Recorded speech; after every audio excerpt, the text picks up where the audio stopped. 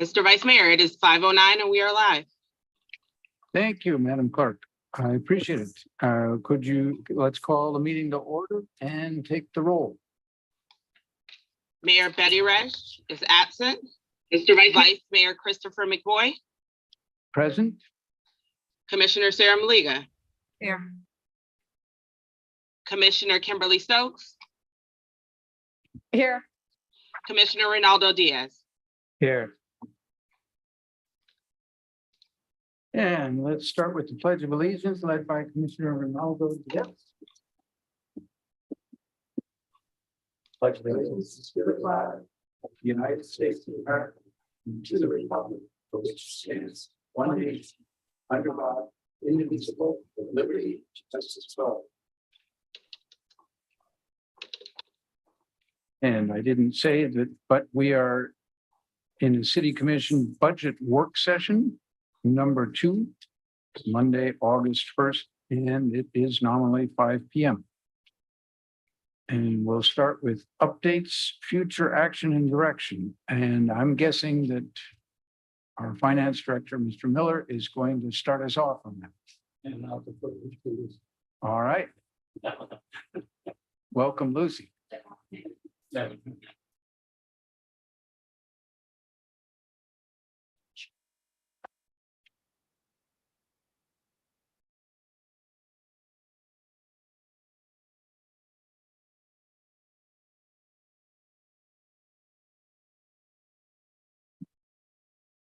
Hold on, slight timeout for technicalities.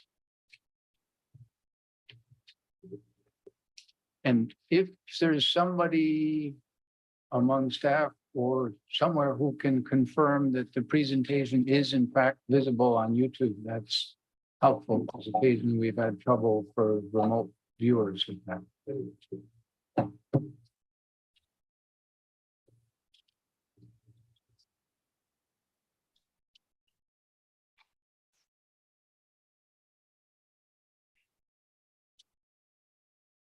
If we could make it full screen, because we just see the presentation and the sides. So if we could make it full screen. Looks like we're getting closer. Yes, that's better. If you could start with the. When you start with the PDF, yeah. And for about 5 minutes. And Mr. Miller, if you could move the mic up, that way the faraway people. Is it working now? Oh, is it working now?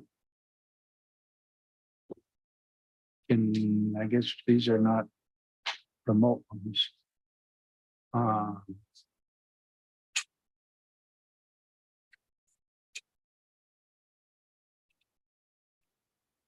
Is there a little switch on the bottom or some such thing? I don't know. I haven't used.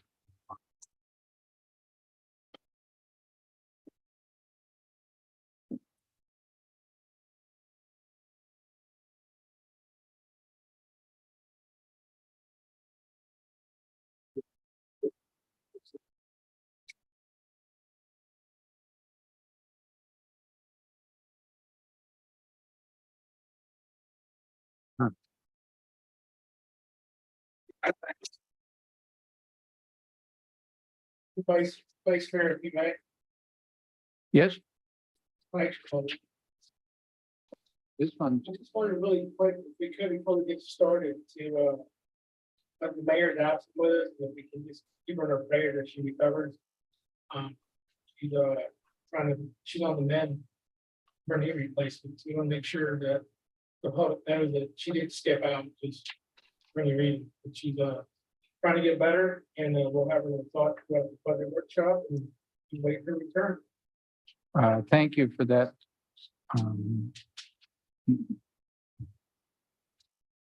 Batteries are on the way for the podium mic.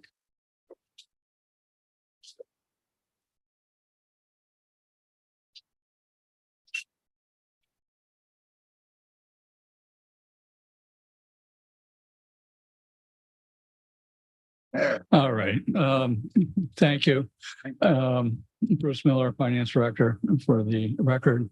I just want to start real quick, because a lot of the information is on the PowerPoint is actually just copied and pasted from the transmittal letter provided on Friday. I'd like to spend about 5 minutes at most just going through the transmittal, because the transmittal does have a little bit more information than the PowerPoint. A lot of this information you've seen, for example, the first few pages, but I really just want to go into the format, because what we have not gone over is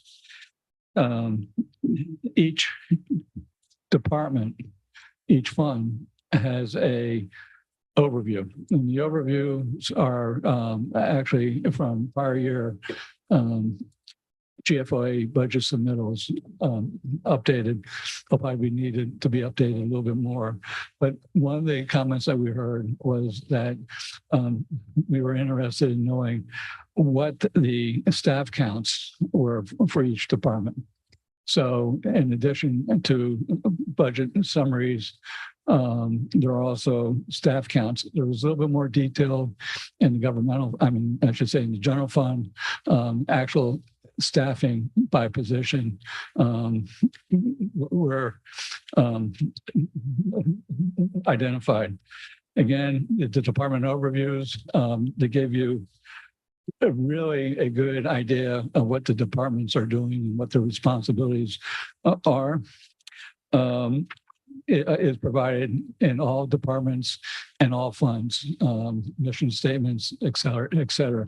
So it's a very comprehensive overview of what the departments are doing with their budgetary dollars. There's information about the sheriff, et cetera. And then in the back, I provided a capital program criteria. We're going to be spending a lot of time with the capital budgets and funding and whatnot. So I thought it important to provide you with ranking criteria. And then the page before that, this is the last page, second to the last page. I went into budget drivers and budget challenges, which I will also recap as we go through the summary. But I just wanted to take that little bit of time to give you, because I know you're going to go home and rush to read the document. So I wanted to give you the abridged version. The Reader's Digest version. Okay, Lucy, if you could put it on the PowerPoint, that would be great. Thank you. And thank you for giving that level of detail on the different departments and some textual description as well as the graph pie charts to give us some way to kind of compare between things. I find that it was pretty helpful, and I'm guessing some of my colleagues as well. Me too. I really appreciate this. And I should say, if there's anything that is lacking or you need additional information, please let us know. We're going to be spending a lot of time this next week, I suspect, pulling out information. So anything that we can provide you, formats, charts, whatever the case may be, we'll be happy to do it. So the budget workshop, I should say this also, that David Hyder is, okay, thank you. David Hyder from Stantec is on standby. He has information. We'll get through my presentation, and if you still feel like going, David will be, again, be able to show you any of the modeling. As you may recall, it was the Stantec modeling was very, very helpful last year in the enterprise funds. So with that, so if we can go to page 2, goes down there that you drive. So tonight we're just going to talk about the governmental funds. On the 11th, we'll be talking about the the enterprise funds. So tonight specifically, we're going to be talking about the general fund, the building fund, the beach fund, the code remediation fund, the golf fund, the IT internal service fund, the garage internal service fund, the self-insurance internal service fund, the employee benefit internal service fund, and the debt service fund. What separates these funds from the enterprise funds? The enterprise funds set their own, or can set their own rates, whereas these funds are dependent upon local receipts and tax revenues. And is there a difference between what's called an ISF, an internal service fund, and just a regular fund? The internal service fund is really a fund that provides services to other departments. Okay, And that's where I think the term, I want to say back charges, is that's not. yeah, indirect chargebacks. You're, I believe, referring to the indirect chargebacks, and that's to internal service funds. It's really any fund that the general fund provides services to. Payroll, HR, accounts payable, all those activities. If they were a standalone organization, they would be paying for those services. So all we do is say the total budgets represents X percent, and that's capital budgets, and the operating budget, because it takes actually more time to work on the capital budget because you're going out and doing RFPs and procurement things. So what we do is a 25% in year one, 50% in year two, and 25% in year three for weighting purposes to come up with those averages. So they'll change year over year. The departments that have more capital, of course, will have a greater impact on that weight than others. So did something change with the IT fund? Because I noticed it seemed like the chargebacks for each department seemed to go up Yes. significantly. Well, the internal charge, the internal service funds charge the departments based on a methodology, a cost accounting methodology for the services that are rendered. So if the IT department's budget goes up $200,000, let's say, I'm just picking a number, goes up $200,000 because those professional services cost, everything that rolls into that budget goes up. And then two does the allocations back to those departments. If the insurance goes up, our property insurance went up 15%. So we can't control that. So that 15% is spread throughout all the departments based on their activity, and the assets they own. For example, the benefit internal service fund, that's your pension and your health insurance primarily, workers' comp. Those expenses, as they go up, you have to allocate those back to all the different users. We can't control the pension, pension contribution. We can, to a small extent, control the health insurance, but not by much. HR has spent a lot of time driving down those costs. This year, we've been able to hold a constant. Now, what you do see on the health insurances, we can't control what plan they choose. So if they go from a lower plan to a higher plan, at time of enrollment, those expenses go up if we hire new people. They enter those plans, if one person went out on a single, parent, and they come in with a full parent, well, you just went from $8,000 to $16,000 or whatever that difference is. So there's a lot of volatility in these different accounts. So when you look at them year over year, you may ask, what's going on, but the primary, there's underlying reasons for that. This budget, I'm jumping around, but it's a level service budget. Nothing really changed with this budget from year one to year two. We're providing the exact same level of services that we did last year. The only change is that the contract got more expensive. We increased the salaries by 3%. Health went up. I mean, not health, but general liability went up by 15%. So those are the budget drivers. And if you look at year over year over year, there are very similar budget drivers. The one thing nice about this year, we didn't have a big annual required contribution increase for the fire and police. Historically, we go up about $1 million for all the different pension plans per year. This year, we went up about 4% overall. And that's because of the market. Part of the required contribution is a function of what the market is, financial market. So as the investments make more money, there's less demand or pressure on the local contribution.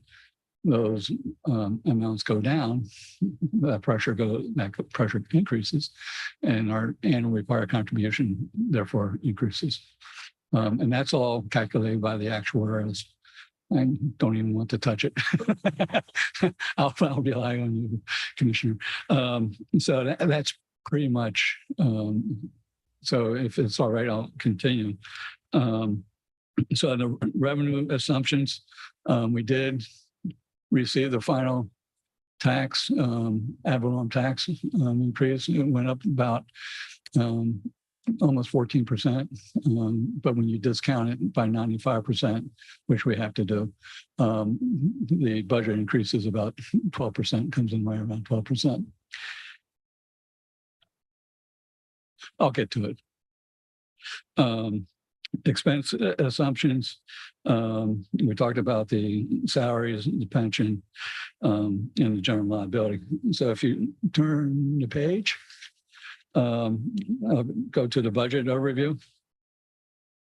And so Before you do that, I want to make sure that I understood one thing. When you said the level service budget, that basically the assumption at this point in the budget is we're going to do what we did last year with very little change to it. So if, for instance, there was a feeling on the commission that we need to do more of X activity or X provide more in X service, the way the budget stands right now, if money is a part of providing more, we would not be doing it. So if we have shifting priorities of we think we need to do more in this area, that will be something that we'll have to adjust the budget. well, that's a great well, it's a great segue into the conversation. So if we look at this, no, I know, but your timing is impeccable. Okay, so the first line number is general fund, right? Our anticipated revenues, budgetary revenues are almost $44 million. Our expenditures are $43.4 million. And we have a projected surplus of about $554,000. Now, that is somewhat discretionary. And I say somewhat because there are other considerations, and we'll talk about that later on, that we really need to be mindful of as we discuss how to split that pie. And I suspect that we'll be getting into that during the workshop, the third workshop in the month, I believe, the 15th. It's a conversation that lands into capital. It leads into what we want to do relative to saving money and putting that money into fund balance. One of the concerns I do have is that our economy is cyclical. And for the last 11, 12 years, our community's property tax values have increased quite healthy. We're probably one of the leaders in the county, quite frankly, as far as a percentage. So there's going to be a time, you know, in the marketplace, if you will, that there's going to be a correction. And we've done a lot of work to rebuild fund balances throughout the organization, but we're not home yet. And as those economic pressures force us, I say potential because nobody has the crystal ball, but you know, if that pressure does mount and those values, property values come down, we're not going to have the same tax levy, the amount of money that we raised as potentially in the previous fiscal year. So you want a rainy day fund, you want a savings account that you can put money in. Unfortunately, the city was not able to put money aside during these last 12, 13 years and build up those reserves. It's basically used its full levy capacity year over year to maintain the level of services. So that is an area that I would like everybody to just to keep an eye on. You know, I don't want to be a chicken little per se, but at the same time, I think we want to be prudent relative to how we want to save money for future purposes.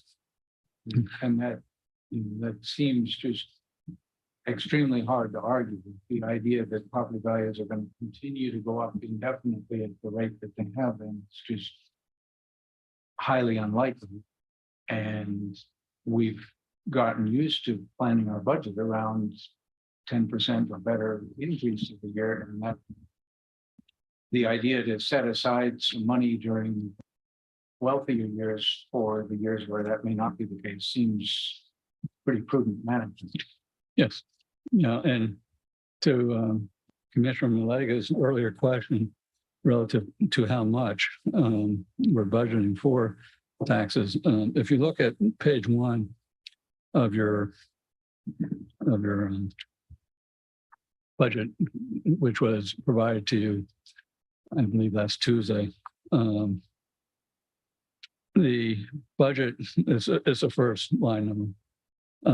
Current tax revenues are going up 12%, 11.98, increase of $1.2 million.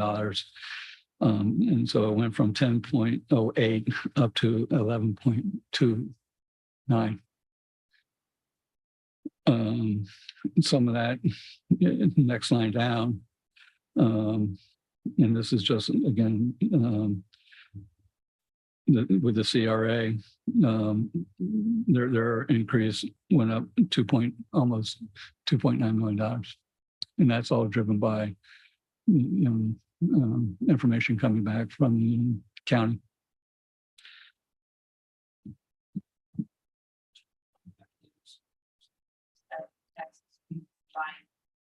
Yeah, it's everything. Because then there's a line down the bottom for transfers out that captures the payment out.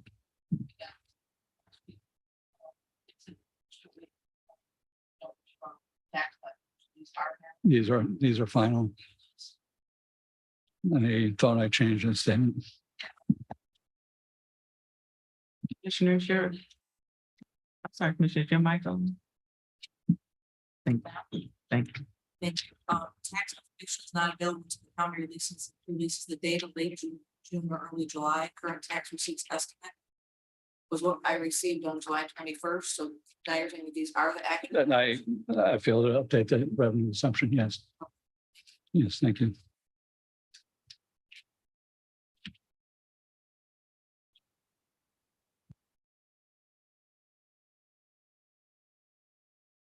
And so if we can go back to the presentation, so Lucy.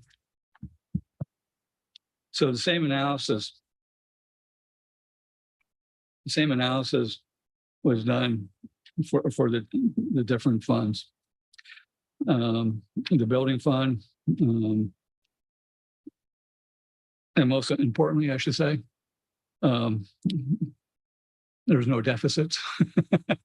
But what I do want, for full disclosure purposes, two funds, the building fund and the garage internal service fund, is using fund balance.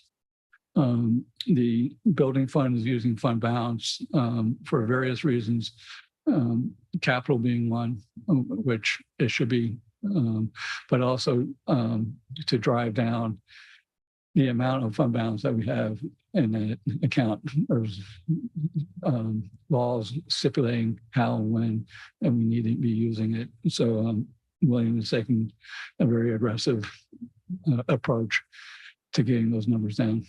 So even though normally I would be concerned with using fund balance for operating purposes, this time it's all okay. Conversely, what we do have to talk about, and what Jamie and I have been talking about, is that the garage fund, the internal service fund, needs some help. We increased the chargebacks by 10% this year. We're going to have to be a little bit more aggressive next year. We'll be working on that as we move forward. There's some costs. I don't think the chargebacks have been touched since the inception of the program 15 years ago plus. Is that correct, Gene? Yeah. So it's been a long time coming. The other use of fund balance, which is perfectly okay, is and it's one of the reasons it was designed, was the fleet replacement program, the purchasing of new vehicles, which is, quite frankly, is a very smart way of doing it. But the operational side, we need to look at. I just want to make sure that when we're doing chargebacks to any departments, from IT to garage, that there is strict communication with the department head prior to it being done. From my understanding, they just all of a sudden look and money's missing and they've got a chargeback. So if we can just work on communication on each department on why they're being charged back, and so they know ahead of time, especially they can hear the 10% is coming, the garage fund. It's to every department, correct? The allocations have been formalized for a while. It's a part of the budgetary process. I can't, again, the reason I come to you guys all the time for budget adjustments and supplemental requests and transfers is I can't do anything legally unless you have authorized it. So, I'm very, very particular, when we are formulating the budget. We've sat around with everybody. All the chargebacks are understood, maybe not agreed upon. I'm not going to take that off the table. I wouldn't be naive to think otherwise. But as far as communicating, the only things that could throw a fly in the ointment, if you will, is that if we go out and contract for a service that was subsequent to the appropriation process, and it's an emergency, not an emergency, but it's something that city commissioners or the city manager said, I need this to get done. Well, we don't have money. Well, unless we allocate it. Okay, so we allocate it and charge the expense to professional services there and professional services there. If we do that, it's communicated. So Thank you. I think we're okay. Yes, ma'am. So budget overview. Moving forward, I won't read each of the net income, net revenues, but suffice it to say they're all positive. With the two, not even two, the one area in garage that Jamie is working very proactively We'll come up with a solution as we go forward. So, summary of budget as a percentage of revenue. Now, these are all governmental funds. Again, there's no enterprise funds in this conversation. If you see the general fund represents 61% of the revenues, and it would probably represent 61% of the expenditures, since they're relatively break even. So I didn't spend a whole lot of time. I didn't want to muddy up the presentation, showing revenues and expenditures since we're beginning to the same place. Again, the employee benefit fund are the pensions and whatnot, health insurances, represents 14%. And that's because also those funds are also coming from the enterprise funds. Self-insurance, same. Garage, relatively small, but again, a significant piece of the operational budget, since that department provides services to all those funds. The IT internal service fund, again, a big, very important component of the city's budget. The golf fund, code remediation, beach fund, and the building fund. So if we turn the page.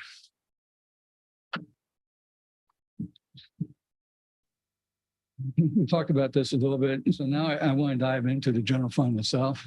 We talked about the global governmental funds in general, touching base on specifics, but the general fund, spend a little bit more time with.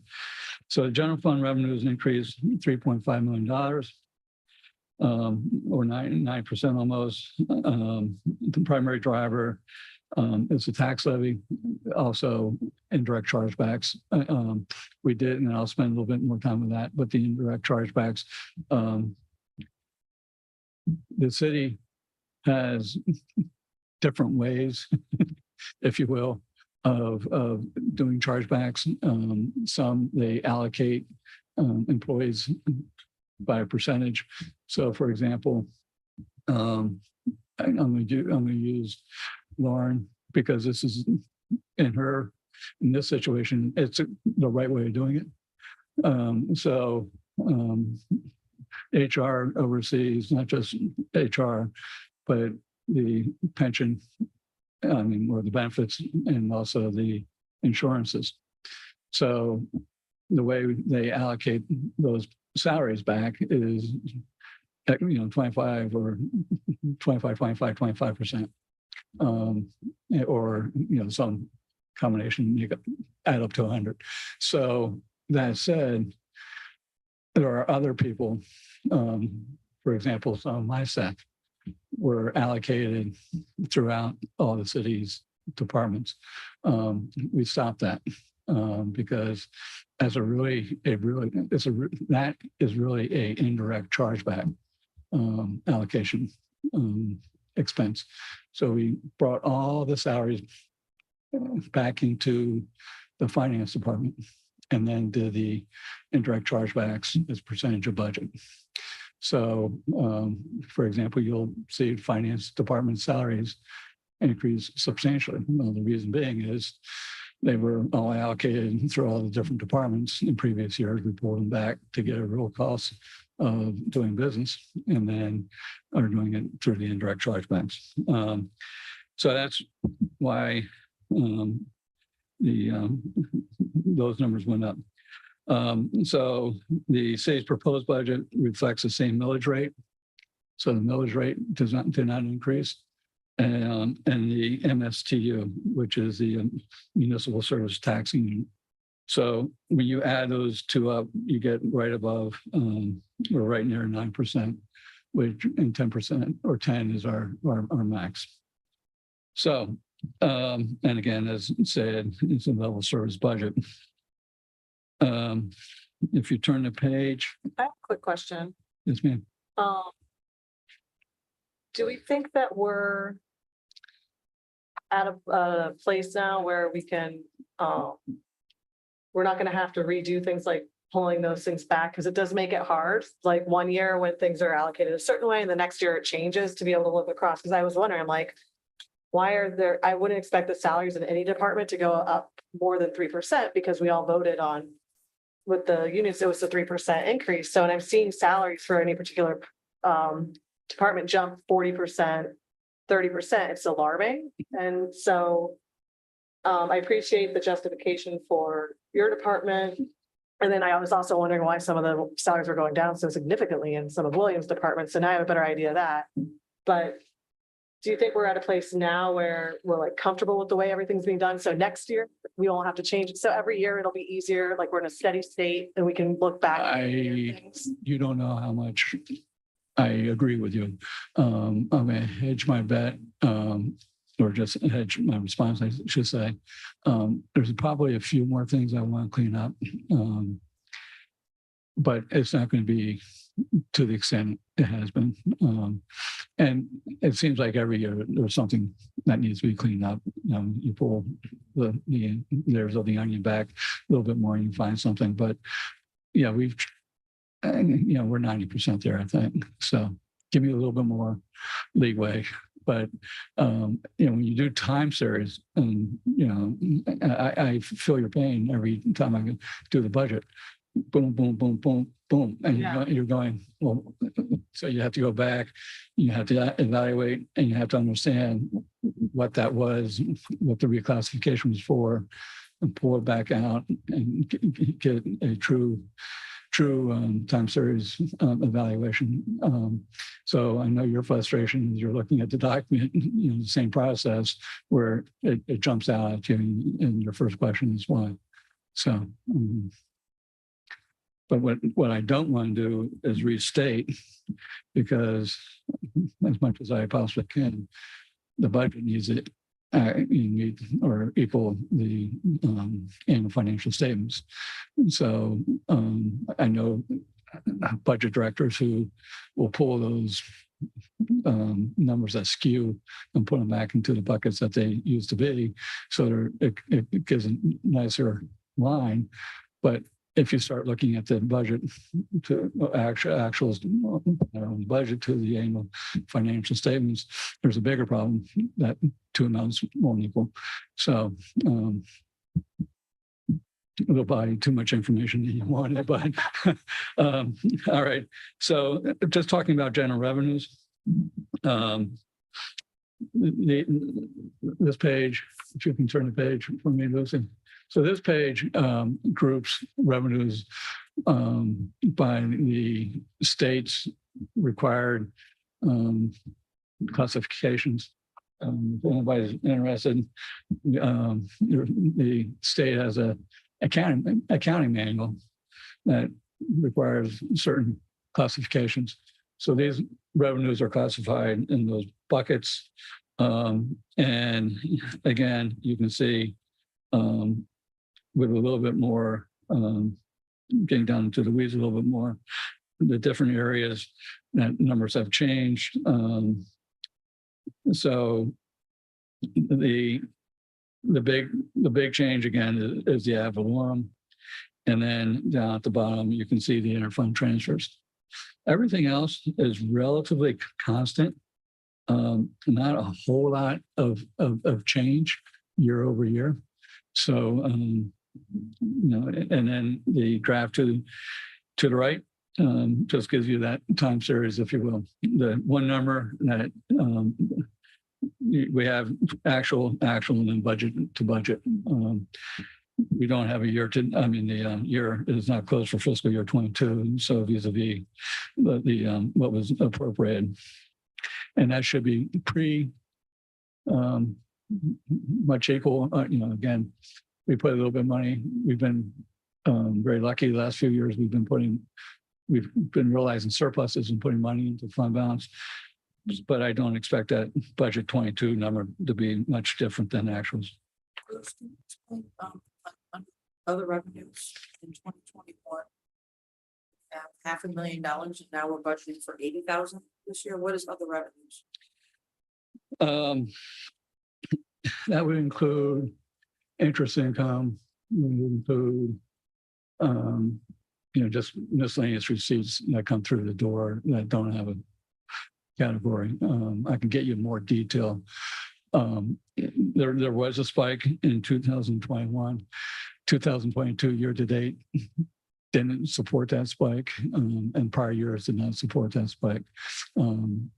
And I am a little bit more conservative in my revenue estimations, because the worst, in my mind, the worst thing that you can do is overestimate your revenues, and then you over budget and then your It's expenditures. just a huge discrepancy that one year we're showing 500,000 as an actual number. And this year we're projecting 100, Let's see if you can write that down. We'll get the answer to. just some clarity on what other. No, Like, what drove that number up in 2020, because 2021, it looks like it's an outlier if you look at past out over even farther back. So what drove that Justified up that that other one year? revenue was that code, I mean, we weren't doing really code enforcement, it wasn't. again, I'm gonna have to look into it. Yeah. Yeah. More importantly, right. Now to create that revenue. All right. So if we turn the page, Actually, before that, yes, sir. something that Vice Mayor McVoy brought up earlier. I share his concerns that ad valorem doesn't go up perpetually, at least not at the rate that it did or is projected to this year. So I wonder if, is there some sort of confidence that we can see in terms of looking at maybe number of properties we're bringing online, how many of them are not homestead exemption, as we go through all this redevelopment, is there like some confidence in, it might not be going up so much every year, but it does, for the most part, kind of perpetually always go up, and that's mostly just in the valuation of the properties. That's correct. We can, I'm sure the county can give us underlying data relative to what is driving those increases.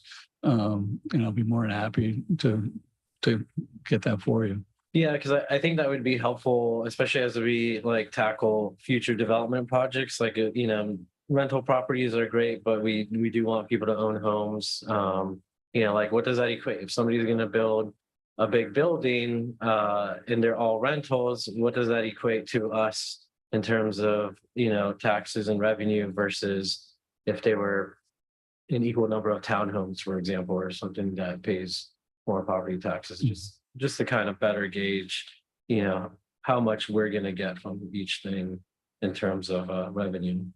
Okay. Well, maybe you and I can sit down in the future and go through what analytics you're looking for, and we'll try to have that conversation. So the general fund expenses, let's see if you turn the page. It's a little messy chart to the right, but essentially these are all the departments in the general fund.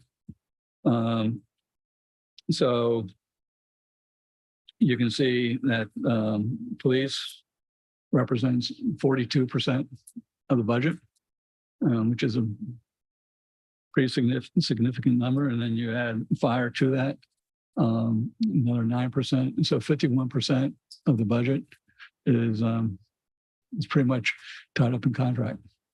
Not to say that you can't negotiate it, and not to say but it's a long-term process versus something that we can do here at the table. And as we go around, you'll see that, and again, I won't read each department, but it's Public Works, 13%, non-departmental, which includes debt service and transfers. $2 million of that, or 2.6 million, I believe, of that is the transfer back to the CRA. That's where that number would be captured. So unless there's any questions on this chart and graph, go ahead and turn the page. One of the areas that I kind of like focus on is looking at the expenses by category versus by department. And I would tell you that the city does a pretty good job with its salaries and benefits.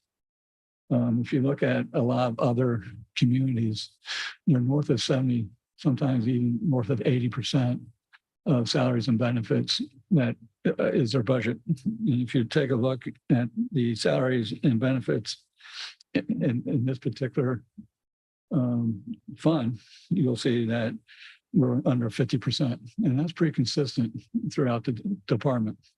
Now, some of that is because of we don't have police and fire categorized in salaries, but again, it's a pretty good, and I think it's, as we go through, you'll see how that correlates. Another area that's always a concern for a community is debt service. We're at 9%, and there's other things in that 9% number, by the way. It's not all debt service. You don't want to get north of 12, 15% in your governmental funds, and you don't want to get north of, I would say, about 20% in your enterprise funds. Your utilities are very capital intensive activities, enterprises, vis-a-vis, if you take a look at any utility, be it a municipal utility or a private utility, they're going to have large capitalization costs. Pipes cost them that, and whatever you're putting in the ground, it tends to get expensive. So debt service, again, try to keep that down. You turn the page. Bruce, I have a question for you. Yes, ma'am. So go back to again, July 21st. Assumptions. We have health insurance, although there is a projected 0% increase, need to verify finalized actual experience, including IBNR. What is IBNR? Occurred, but not reported. Okay, so when I went through this, the only thing that's increased double and triple digits is life and health insurance. So it counteracts what we're saying, we don't have any increase, but the percentages and most of the expenditures across the board. The health insurance, and I'll do a deeper dive, but the health insurance premium did not increase. So I mean, But what was this? The workman's comp went up 352% in one department. I'm like, how do we? again, that can be a function of who's in that department. Okay, workers' comp is a function of there's like a rating per job. So they give you I'm saying that correct, right, Lauren? Before I say. Anyway, I'm Lauren Slayton. I'm the HR director. So 2 parts of workers' comp that we are self-insured. So the state determines what our rates are per employee. There's different classifications. Obviously, a sanitation worker will be more dangerous than an administrative assistant. Well, hopefully. Also, there's claims. So when we have the bigger claims, that's whenever anybody goes in the hospital or they have an accident or they have physical therapy after their claims, that also goes in the workers' comp. So it's not just the insurance premiums, it's also the claims. Okay, and then so the life and health insurance, the increases in some of these departments that are double or triple digits. Okay. Thank you. Thank you, Lauren. Again, that goes back to an earlier statement I was making, where you don't have consistent employees year over year. So one person may have no health insurance. They may leave and you can bring somebody in that elects a health insurance. So all of that is predicated to when we do, we run what we call a comp and class schedule. That's all the employees by department. And whatever is on the payroll schedule for that point in time is basically what we budget for. That number between now and September, as people leave, that's going to change. The other thing that changes is we did not budget for all the vacancies last year. So this year we have vacancies so that they're being added and correctly so into the budget. So those are all compensating. So going back to Commissioner Stokes's comment about last year when we had no vacancies calculated in, and now we're adding in the calculations to the vacancies. I guess I would just like a little more clarity before we get a package like this, that by the way, we didn't do this last year, so if we see this big increase, don't be alarmed, here's why we're doing this. Fair, that's right. Because when I see triple digit increases on life insurance and health insurance, but the same note, it says we haven't had an increase, I'm like, why are we looking at that? Yeah, and I totally understand your observation. Thank you. It's- Okay, so if we can turn the page, listen, okay. This is one of my favorite slides. Controllable versus non-controllable expenses. You know, at the end of the day, Favorite slide, so. Huh? This is our least favorite. yes, I know. That's why it's my favorite. Right? But and the reason I break it down this way is that depending upon who you talk to, the salaries are controllable and they may not be controllable. But the reality is, even if you think they're controllable, you can cut people or do whatever. We work in an environment that it's not that easy. We're union, a lot of our employees are union. And there's certain steps that you have to go through for layoffs and whatnot. So it's not, I want to cut 10 positions. There's a trickle down impact to that decision. So, And aren't they confused by a couple other things? Salaries, you need to retain employees. So if your salaries are hugely different, lower than any other surrounding cities, that's going to be a problem. We have sort of a commitment to provide certain levels of service, Mhm. and that takes people. Exactly. So the flexibility is, it might be loosely controllable, but it's pretty tightly constrained. And that's why I say some people you talk to, they're, I can cut today. I think a more pragmatic approach is what you're saying. I mean, there's a lot of strings attached to it, as with benefits. Those benefits are attached to employees, but you can, for example, pension and health insurances, you can redo the benefit, what you get for that benefit. But to your point, you're also trying to attract and retain employees. So if you go cutting the benefits, that might be counterproductive relative to what the city is trying to accomplish. So really, salaries, benefits, and pension, they're all pretty tightly tied to each other, and they're all pretty tightly constrained. Especially pension, that's definitely a negotiable. We have two pensions, police and fire, that we don't even control. The city came up with a solution 5-6 years ago now, the 555, and they changed for people like myself. I got a defined contribution versus a defined benefit.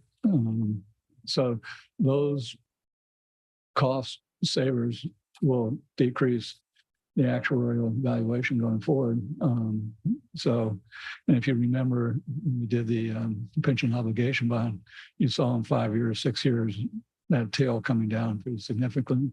And that's because of the pension, I'm going to call it pension reform, that the city did 5-6 years ago.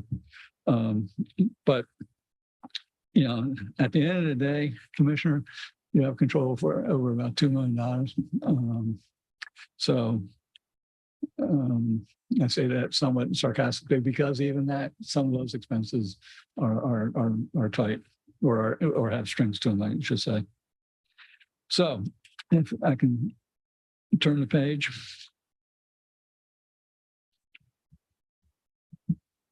Well, before I go on, we're going to the building permit fund. Are there any questions relative to the general fund?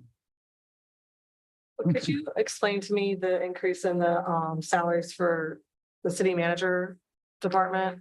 Was that one where a position was allocated to another department? that got pulled in? That's part of it. And and then one additional person, I believe, yes, ma'am. But Which was, that was approved in last year's budget. So it's Not fully. Not fully. Oh, okay. And yeah, that was 50% funded, I believe. So there's 5 employees, according to this, there's 5 employees that come out of that bucket. That's Correct. Jerry too. It's got city manager, assistant city manager, strategic project manager, executive assistant to the CM, and executive assistant to the city commissioners. Oh, thank you. Yeah, yes. Savina. That's Savina, 5, yeah, right. Savina, if you take a look at the clerk's budget, that decreased because Savina's salary was reclassified from one to the other. Strategic project man, that's the open. So where's Jared? He's with me. Yours. That's grammar, so it's fine. You call that creative. Well, the reality is that he's a part-time position. Every year we go through the same conversation relative to yay and nay. It's his services are needed. So We need a full-time. so with the, because we had Jess before that position, so it was always in the 300s. And we had Jess, and then now it jumped up to 544. well, you have a different mix of people, different mix of salaries. You're not going from salary A is equal to salary B. So again, I can give you the breakdown year over year, but and then don't know what all the benefits. Again, I don't memorize 360 employees, but there is movement in those different categories. And in that specific way, you said the executive assistant is now funded Full-time. full-time. Yes, ma'am. So Was just part-time? as opposed to last. It was not funded for the entire year.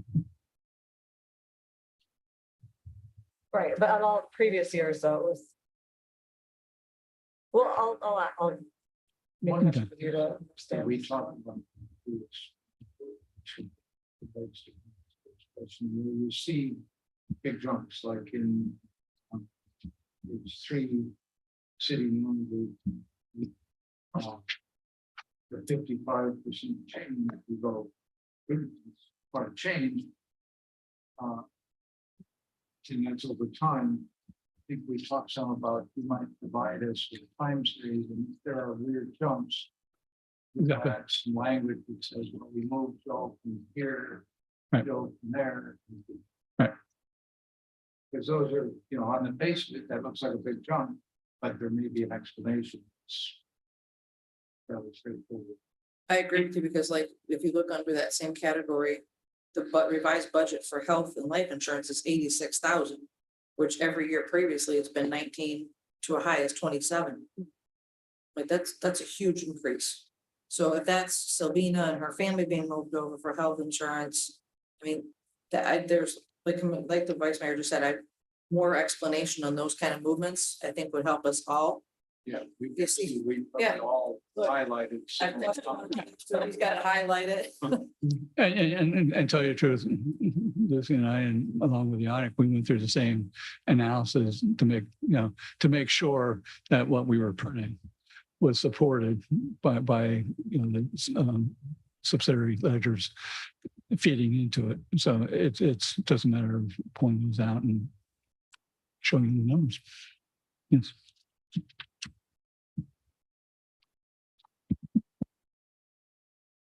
We probably all have seen this that we highlighted. If you do the time period plus there's, I suspect that we go out of those. And again, Ruth's office is always open. My office is always open, so if you, right. So if you.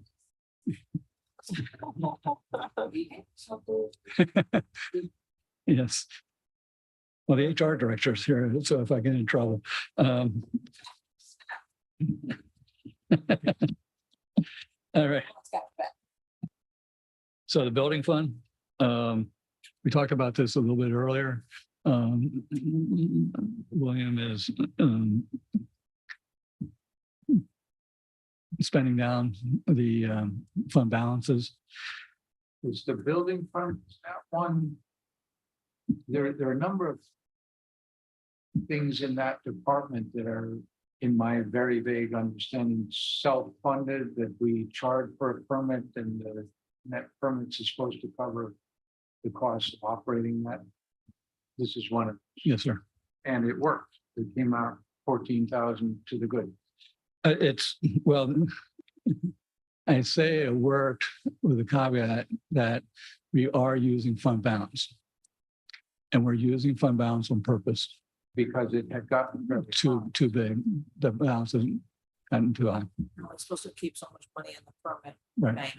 exactly. Oh, And well, I was gonna ask, with that fund balance, we're just using it to maintain the current level of service? Because that's an area where we hear a lot of complaints that He is increasing staffing. he is increasing staff That's me. using fund balance. That's me. Right. But that doesn't need to come through as a supplemental budget request. I'm like any new position doesn't get discussed separately. All others, yes, I'm sorry, but, yeah, I was inconsistent in my statement, because of the need, that the same manager speak for me, but we thought best to include them into the budget. You said some things are included in the budget now? Yeah. Yes, his there's staffing. some things, but then there's also some items considering some facility improvements to accommodate staff and make more efficient use of space to make it more customer service friendly and to also expand certain operations so that they can manage their processes better. So those processes will be, well, the plans will be shared with you all and presented to you all on those. I saw a Idea. supplemental budget request for the customer service area for the Williams. Yes, So Yes. that's that. that's Right. in, But that would be, so we're gonna talk about that as part of the supplemental budget, but part of this fund right now, we've already accounted for using some of fund balance to hire more staff. Yeah, I'll verify that, but All right. I'm thinking back. Yes, I think we would all approve of that. It's just, Yeah, that was actually going to be my comment, that this is an area that at least I guess I'm seeing nods all around, so. That we're hearing, there seem to be a lot of delays, it isn't running as smoothly, blah, blah, blah. Well, blah, blah, blah is not respectful, but concerns Right. in that one, so hopefully the adjusted budget should at least, if not completely take care of that, at least help it go into. right. That's the intent of the usage of those funds, to make sure we addressing some of the current concerns that we've been hearing lately. And given that we're funding that position for this coming year, partly by spending a balance down that we need to spend down anyhow. Okay, that's good for this coming year.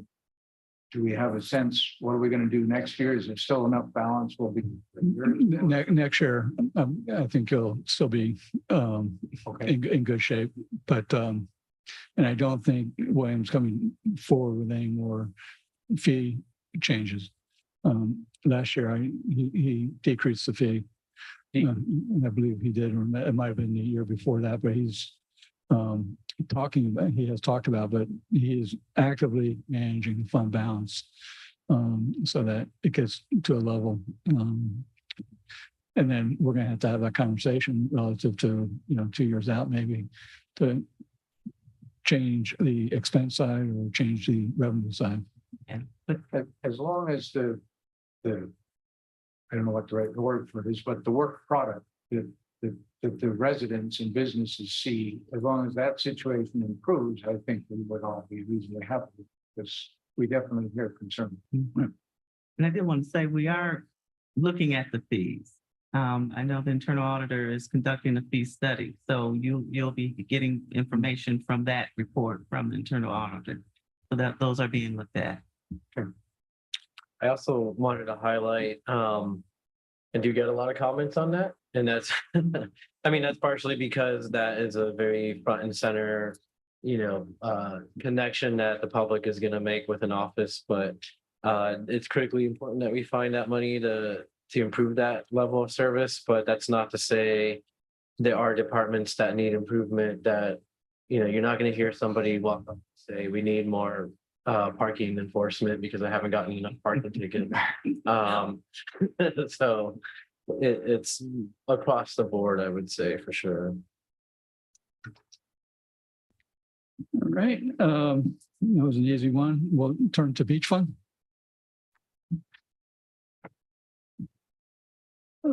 So again, just summary format, budget summary, total revenues of $4.5 million. Allocated between parking, rentals, property leases, other income, and then total. And then with the expenditures, the department is segregated into beach parking activity programs, we call them casino, ballroom, pool, beach, beach park, the pair, debt and transfers and total expenditures. The total expenditures for the fund is $4.4 million with a surplus of $125,000. Just a quick note, this fund has gone from, being in a stressed environment. It had negative fund balances. We restructured their balance sheet, but the fact that they're running healthy surpluses is a great reflection on the management of what's going on down We run through quickly, I guess on the expenditures, 800,000 to do the parking. What is it that we do? That seems like a lot of money. Well, if you turn to I've your, got a couple questions. Various expenses. The revenues is pretty straightforward. Revenues more. if you turn to your parking spreadsheet, It's so if you turn to page 22, I believe. 19. It starts on page 19. So you see the revenues up top, and then you have beach parking and expenditures. So $548,000 and $549,000 are related to salaries and benefits. And then the remaining $283,000 is related to operations for a total of $831,000. You can see by the different line numbers. One's other contractual services, is that part of that part? No, but I'll defer to Lauren. Lauren Bennett, Director of Leisure Services. That's actually our IPS and our park mobile contracts. So, part- Mhm. And the parking app. I mean, Sorry, Bruce. I thought I got it. While we're on this, the question, so it looks like the parking meters, we combined the top two line items into one, so that's why that change looks weird, but We How we combined the IPS meters and the park mobile app together. okay. That's what you see Yeah, that. so that jump. made sense to me, but then when we got to the parking fines. We just looked for this, what, 2 hours ago. Oh, yeah, it's like, how do we predict that are we increasing our parking fines, or we think we're gonna give out more parking fines? So Part of it is we were basing it off of our actuals, which if you look at the actuals before, I think we were at six. Yeah, thank you. In 20. We also got the LPR unit, which increases the efficiency, and we have better handhelds, technology. Oh, sorry, a license plate reader.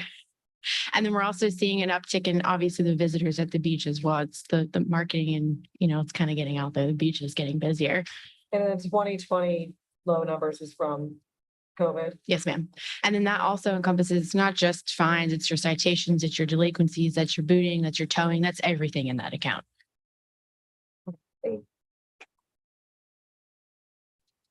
a great increase. I actually will point out from 2020 or 2021, I have a really distinct photo where I was monitoring Joel Steinhardt Cove. And in the background from the drone shot, there was not a single car in the beach parking lot. It was very troubling at the time. So I'm glad to see that projection in that growth. Did you have something else, Vice Mayor? You can always call or back up. I thought you were. Yeah. For a thought. Just to make sure I understand, casino building, that's the camp? That Well, that's what Cam said at one time I knew. common area maintenance. See, I knew. That's what each of the leases pays in to keep the common area. Yeah, so the casino building, there's a formula that we use that they take from that specific budget, and that's how they calculate the CAM for the tenants each year. And the ballroom is primarily what, Oh, yes.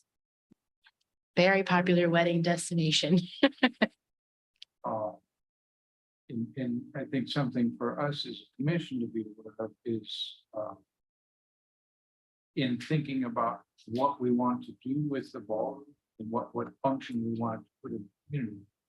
It's popular as a wedding location, but the amount of money compared to the total beach budget is not actually very large. Total. So it's something to think about. Beach park, what's that? I get 189. No, at the top, that's the expenditure. The Yeah. one the bottom, but if you go to the Oh, top, I'm looking at the map. yeah, well, it's 292,000. And the 292, the rentals, that's essentially also all. There's not much, we don't rent between the houses. Yeah, it's your ballroom, your beach ceremonies, your kitchen rentals, courtyard wedding, terrace rentals, and then any additional chairs that they want to rent. Basically what. Yes, sir. So Occasional high school reunion, maybe a baby shower. a few other things, but mostly weddings. So Yes. Weddings bring in about 300 and they spend about 200. Mhm. So we make about 100. So that's just something that we need to think about, is that as a commission.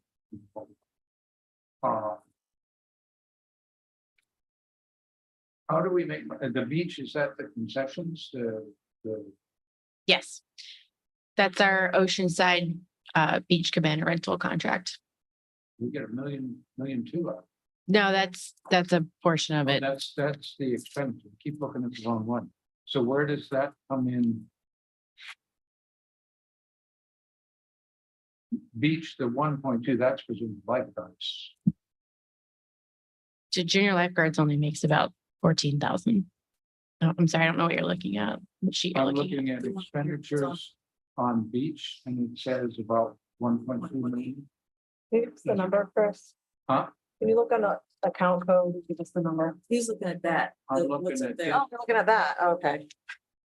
He's not looking at page 19. So Page Right. 1.1.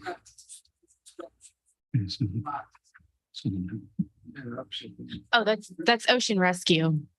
So lifeguards, Yes, sir. Yeah. And the big chunk of that is salaries. salaries, benefits. Yes. And did you Thank reallocate you. something there? Because it looks like we're paying more for pool. But Not for the pool, but in the Ocean Rescue piece, in our union negotiations, we did change their salaries. That might be the jump that you're looking at for that.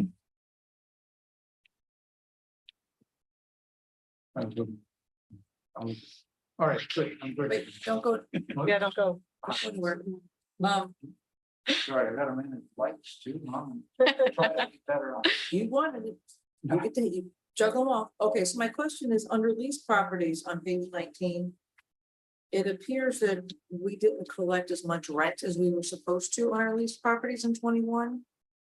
Because I see on, it's just these properties, so 362.1000. Looks like we're down, That would be the COVID deferment agreements with their tenants. and that's the same for the lease on the rent pier, that same 40,000. So it looks like we had budgeted for 240. The year before we had 237, and then 20 actual for 2021 was 200,000. I would have to look into that one because I don't recall the COVID agreement if there was one for the Benny/peer rental. Okay, because we're back up to 240 for this year's budget, so that's what I'm asking. Yeah, that's his normal agreement. Okay, and are those on repayment on those deferrals? Everybody is caught up except for one of the tenants, and we're working on that at the current moment. Where does that money get reflected? The beach fund It- revenue. The catching up piece? To catch up to. Okay, but at a separate line item. No, it'll be Chewed up sure done. for this year. Yep. Because we can't go back. Not to overly bore people. Mhm. Okay, but, oh. The financial presentation, you have two standards, if you will. You have modified accrual and accrual basis of accounting. Governmental funds is essentially cash basis, modified accrual. So when you collect the money, it goes into the account then. With the accrual basis for the utilities, and whatnot, you would accrue those revenues. So you would see a flatter revenue stream. Will there be? Yes, there will. So I would not be able to predict that. Talk about the pier. So we're responsible for the maintenance of the pier. Okay, so I saw another supplemental budget request item to pay for some of that, and I've been on the pier and there are a few places I stepped. I try to walk on the concrete strip down the pier, so, I was like, I'm gonna be brave, and then I heard like, break, and I was like, okay, back to the concrete strip. I also walk on the I'll strip. piggyback on that because under breakdown, this year and next year projected both have 50,000 for what was it? Improve other than build. Mhm. So. I can touch on that. Pardon. So this is one of the perfect examples of deferred maintenance that now we as staff are trying to play catch up on. The pier definitely needs some love. Jamie and I worked together 2 years ago now to kind of stabilize it, doing some of the pilings, jacketing, all that jazz. Part of that was the decking, but we're nowhere near done. So we've been kind of trying to piecemeal it year by year because as Bruce touched on earlier, the fund just kind of got into like a stable, healthy kind of vibe. So we've kind of been doing it as we can. I know this year we were working on a budget transfer to try to do more because as staff, we're also constantly like, okay, that one needs to be pulled. Can we pull it from this piece? I also walk on the concrete strip, so I totally understand what you're talking about. Wasn't the pier rebuilt by FEMA or somebody or other after one of the hurricanes not all that long? There's a rededication on the wall, so yeah. For decades. The decade I of seem this to building. remember that It got trashed. it got hit Yeah. pretty hard, and so it's relatively new. I would have to say that's a little before my time, so I'm not sure. I didn't think. I'll point out, yeah, it was a while ago. I do remember that because it was closed for a while. And then all the surfers were trying to shoot the pier, but it's another issue. I was out there Saturday taking kids out fishing and I hate to say it, I'm a fisherman as well. Fishermen kind of notorious at not taking care of public property. So there's some issues that we can use. I noticed there was very few like fishing line recycling bins. I actually have some that I built that I could probably add on. But even things like the signs to the instruments that are at the end of the pier, it looks like they get abused quite a bit. So maybe we should look into, moving those someplace where they're not going to be broken and destroyed by the fishermen. Because It's bad, but it's safe. I mean, those things are 6x6s, I think, so I still walk on them, but I understand. I'd like to walk with confidence. Yeah. It's a struggle. It's Yeah. across all of our parks as far as people kind of not loving on them like we do. We do put out those like containers for the fishing line and they magically tend to grow legs and disappear. So we're having to constantly replace them. It's an internal frustration as staff, you know, but I hear you. I have like maybe a dozen of those in my storage unit, so we can work on that. I would love that. Thank you. Yeah. And there are various kinds of safety screws that are harder to get off. This is a low expense one, but maybe high return for the city. I can't remember if the person wrote to all of us, but somebody who surfs and lives in the city wrote to us and said, you know, I guess we used to have a webcam. It was supported by somebody. We still somewhere. have it. I can, The yeah, prices seem to have gone up, and I know from firsthand experience, I've got a webcam out in the Everglades running off the solar and stuff. It's not crazy expensive at all, and there's a ongoing expense for the modem to keep it running, but it's not crazy. And that would be something worth doing. You know, just have a webcam on. it. so you're gonna build one for us, is what you're saying? I could price it out. Yeah. I will say realistically though, because I saw that email to you, and that's something I've thought, as well as the instrumentation that's at the end of the pier. Because and it might be an ask or a conversation to have with the county, because the issue with the surf camera that's on the pier is, my understanding is it's leased to Surfline, which is a paid service that you have to pay to see, versus you know, Environmental Resources Management. They have cameras like on Jupiter Beach, on South Lake Worth Inlet, and those are just perpetually free with all kinds of weather data and whatnot. So you know, that might be something if we partner with the county to have a publicly available camera. And I think you're right, they're not in the scheme of science and instrumentation, they're not that out of reach in terms of. Does Surfline give us any money for? Yes. Yes, they do. Okay, so if we took that over and provided it for free, how much money are we losing? Is that on the? I'd say no more than 10 grand a year. It's not a lot. Yeah, Off the we top could of my do- head. We could operate it from the phone costs are not. I would be interested if you could connect me with someone in the county. I'm more comfortable working with someone who already has that structure in place versus me tasking staff with something else at No, the no, beach. to right. take. Yeah, yeah, for sure. I mean, like, I would say it's probably, yeah, I can make that connection, because inside the lagoon, it's the district, like we've asked for instrumentation that they put like at the end of Snook, at the pier at Snook Islands, but if somebody else wants to do it for us. then Yeah, even that'd be great. Good. Thank you.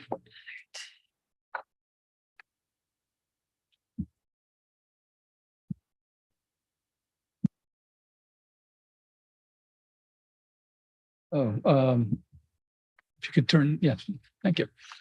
The next slide is, again, the beach fund. We talked about the revenues. I won't go too much in detail with that. And then the expenditures, we went through all the different departments, so unless there's more conversation, I'll flip the page. But and again, the slide I like is the by category. So you'll see all the different departments going down on the right. I'm sorry, on the left, the different categories being salaries, benefits, operating, and your total up top, and your full-time equivalents is the last column. So there are 33, let's say 34 employees in the beach fund. And then if you turn the page, you'll see that the salaries, to my earlier comment, if we're under 50%, you're doing very, very good.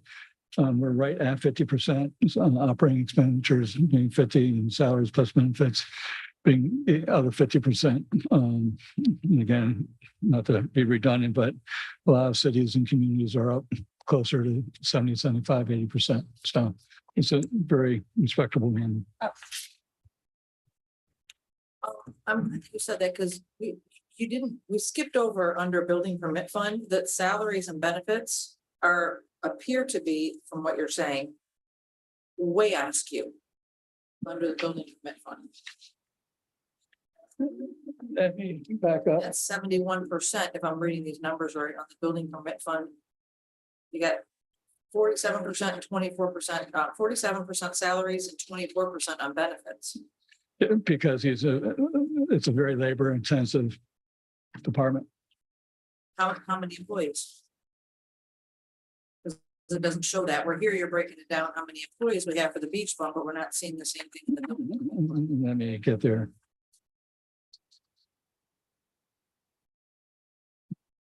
I mean, pardon me for saying this, but lifeguards are pretty strenuous too. I mean, labor intensive, I don't think that should have anything to do with, I mean, the benefits are half of what the salary is for that building. But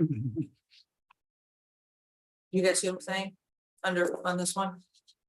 what Like, if you page? have, like, the electric company would probably be skewed the other way because you have so many capital and equipment. So like HR is probably very employee heavy, Labor intensive. labor intensive. So they're gonna take a bigger share of the pie. But again, let's go back to, if we're gonna talk about one thing in each fund, let's make sure we're balanced, because we're talking about how we want to be under 50% in the funds, but here we're at 71, and I don't know how many employees there are. On the beach fund, I see 34 employees. Okay, And then this one, the ratio of 24% in the building fund, 24% benefits to 47. It's huge. Where it's, I mean, it's still half under beach fund, 33 and 17. okay, but again, what I'm trying to articulate is that overall, the city has a pretty good salary and benefit percentage to operate overall. I hear you. Okay, but there are going to be departments which are going to be more traditional, and this is definitely closer to a traditional where your expenses, most, you don't have chemicals, you don't have high operating expenses, you don't have, those type of expenditures that are high in relationship to the salaries. You have, again, I'll get to staff count. You're right, I didn't include it. You have a different staff count. I'll tell you the truth, we have it. And we get, if you go to your detailed analysis.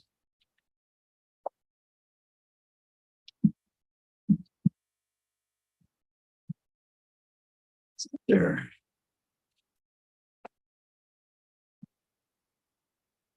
And this is the one that jumped up significantly from this year, Right. because we're hiring more people to get caught up on our backlog. So it's natural that, Contract. yeah. Okay, if you turn to, let's see, what, I don't have the current, but the building permit has 16 full-time equivalents. Except Um, has 16 employees. 16 full-time equivalents. Yep. for building. Mhm.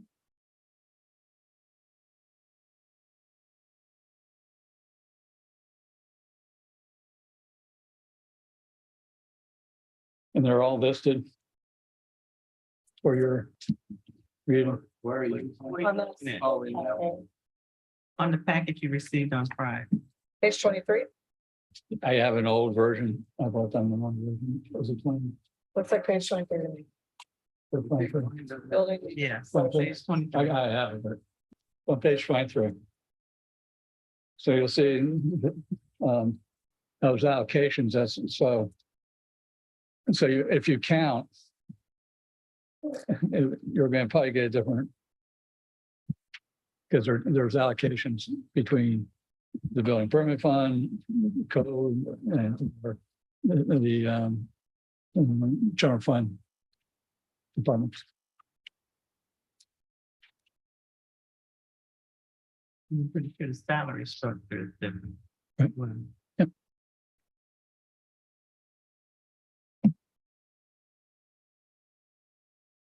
So the building permits fund, does that include? Doesn't include code, like that's outside. Code remediation is actually on the, if you're Well, looking at the what it same. essentially comes down to is the building department per average of 16 employees, each employee is making over $30,000 more than the people who work at the beach, is really what it's coming down to. That the salaries, I mean, it's day and night. Yeah, skilled versus unskilled labor. I consider lifeguard skilled. We just gave them a good raise to see I'm just- what we could do. To me, that's a big discrepancy. I mean, again, I consider lifeguards to be up there with police and fire. So that doesn't make me happy when I see this.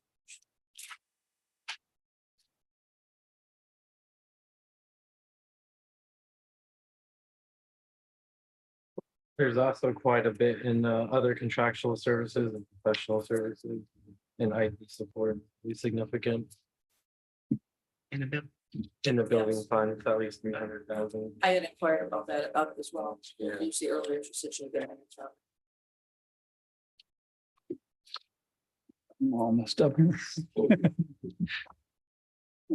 You're good, thank you. Commissioner Stokes, you're like. Yeah, so something going back to the pier that I wanted to get straight. So with the 240,000 lease / rent pier, that's just Benny's paying for their lease. What about the like $1 I pay to go walk on it and the couple dollars you pay to go fish on it? Where does that money go? I believe that goes to Benny's themselves. Yes. Why are they getting that much? They're not helping maintain the pier and we have to Because cover they the cost.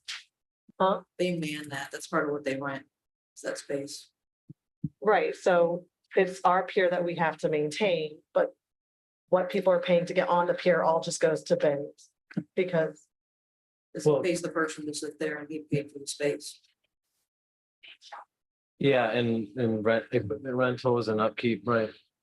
Yeah, because like, for example, I took half a dozen kids Saturday to fish and we buy the bait from them.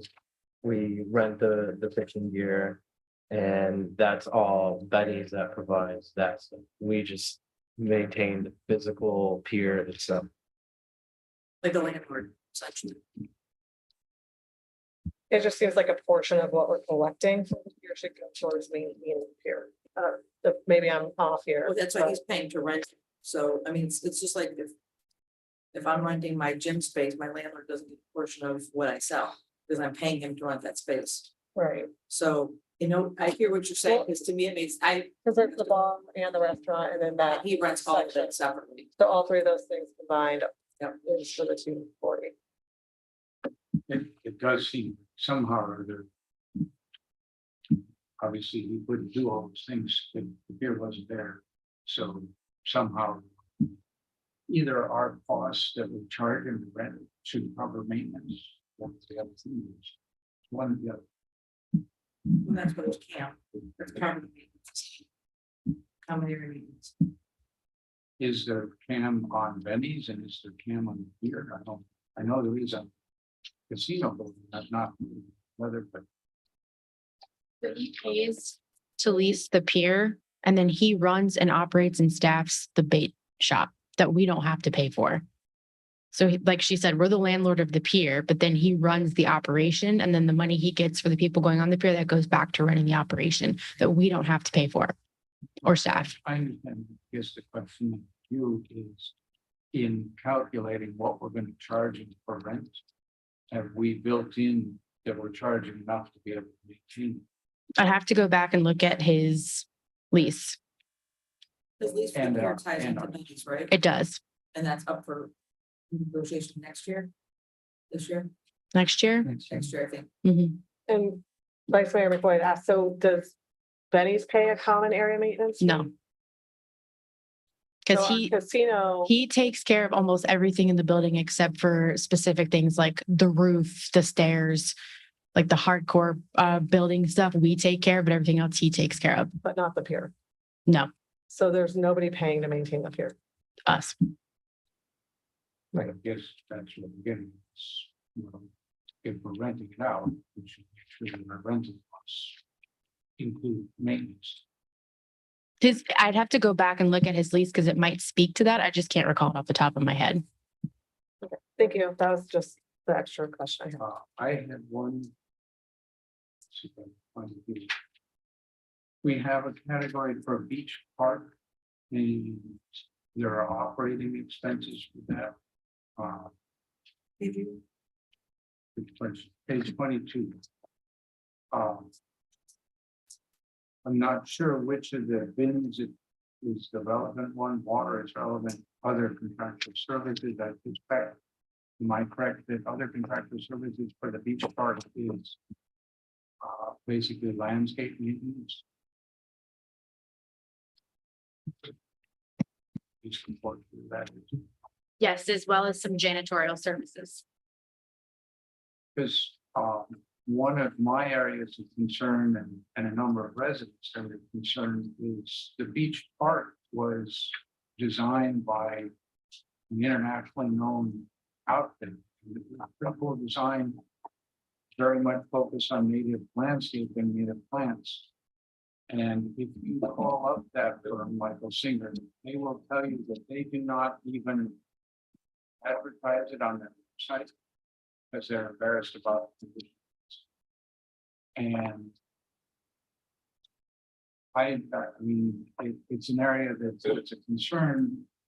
It's always an area of concern when you do native plants in South Florida. Most of the landscaping firms know nothing about native plants and they'll butcher them and won't manage them well.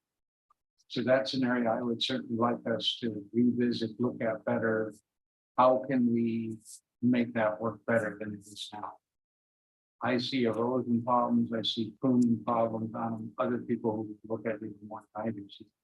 And I see a lot of the bollards still with lights on the path. Last time I was there at night, Brim and I counted like 6 out of 10 of them. Wow, that's not a native plant. I don't think the plants do lighting, but it's an area that I don't think is working as well as it could. I know about a year and a half ago, Felipe LaFaso and I did a tour with Susan Goya, I believe is her last name, to actually go over each planting and look at the pruning techniques and what she suggested that we could do. And I know we've implemented that and the property has started to look a little bit better as far as over pruning and butchering some of the plants. We've been working with having our grounds maintenance staff trained to know how to cut back the species related to how, they want to be treated. And then we were just kind of finding a happy medium as far as like what works for the property. Like, here's why we trained it back this way, because this is like a high population where people come through with wagons. So we were kind of coming up with a way that worked for both sides. But I do know that it has been looking a little bit better than what it was before. That's kind of been on our radar. I hear you about the lights. We'll definitely get with our facilities team to get those up and going, because it is pretty dark during turtle season. I'll point out that some of the I think the turtle lighting, and I think a lot of people appreciate it better if it's out all together. Then it's not even turtle lighting. Right. I just wanted to point out that I've had conversations with people who are on our tree advisory board. And this is something that they for sure are very interested in directly connecting with our own staff and our contractors on how to properly trim and maintain our plants and providing training materials and things like that. Because it is a concern for sure. I've noticed, certain things like electrical outlets and whatnot, the way that they're protected is there's essentially a garbage can flipped upside down over it. And aesthetically, we can do better.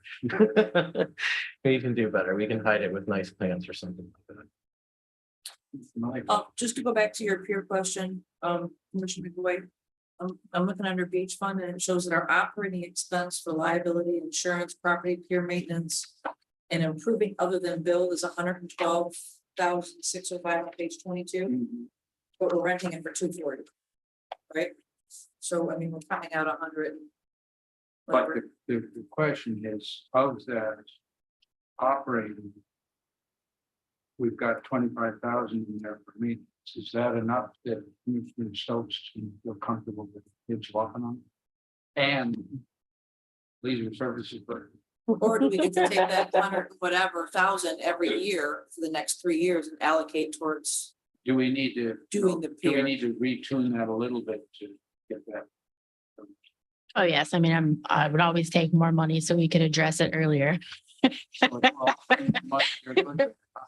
we Yes. also, but there are also things in the actual building structure that we're responsible for too. Yes, like, And that's not included in the pier operating. So for like a prime oceanfront spot, are we making money on it? Or are we just paying to maintain? Well, The one pier. good wind, I think, would tear that building down, in my opinion, but I'm not hoping for category 5 hurricanes or anything. I will say that obviously we're going to be going into lease negotiations on this exact topic. So I hear your question. Yeah. So is just one clarification on this. So the pier is the pier that you walk on and you fish off. Are the buildings still in the pier category? Is that in the beach category? So the pier would be like the pier itself. The building itself, we don't technically have like a line item for that. That's where our contingency money right now would come in. For example, we're going to be using that to help patch part of Benny's roof that needs to be addressed right now. Yes.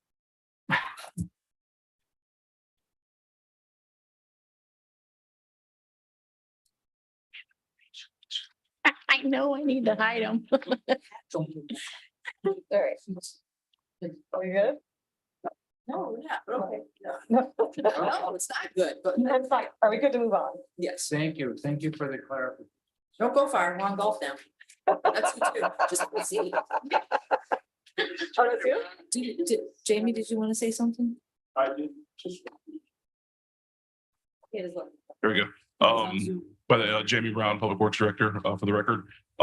So our city tree and landscape specification model, that's actually underway right now. And Jenny Powell from the tree board is involved in that. And we have instituted Lisa Hammer to put that whole thing together for us. We did receive the draft back about 2 weeks ago. Work needs to be done on that. And that was kind of across the board, everyone who looked at that. So just because you had mentioned the landscaping and everything at the beach and the beach property, that is underway right now. So that's something we're currently in the process of doing. Cool. It's just we need to make sure that we're getting what we're paying for. In the few commission meetings ago, you guys approved that transfer from the tree fund budget of like the 3,000 along with what we're doing. So that's where that money's coming from. So we're aware working and on it's in the process. Thank you. Yeah, I mean, it really was a remarkable design and a lot of it is still doing pretty well. Some parts of it need to, also help on. And yes, what we just said, I've heard that too, that the members of people are there's a lot of knowledge and a lot of enthusiasm. Oh, thanks. There's a really good anthropology paper I'll highlight now called The Tragedy of the Commons that discusses this very topic. That's all about native plants on sheep comments. So, 48? are we now on code remediation fund? Yes, yes, sir. Oh, okay. All right, in the right place. I'm in the wrong place. I heard golf.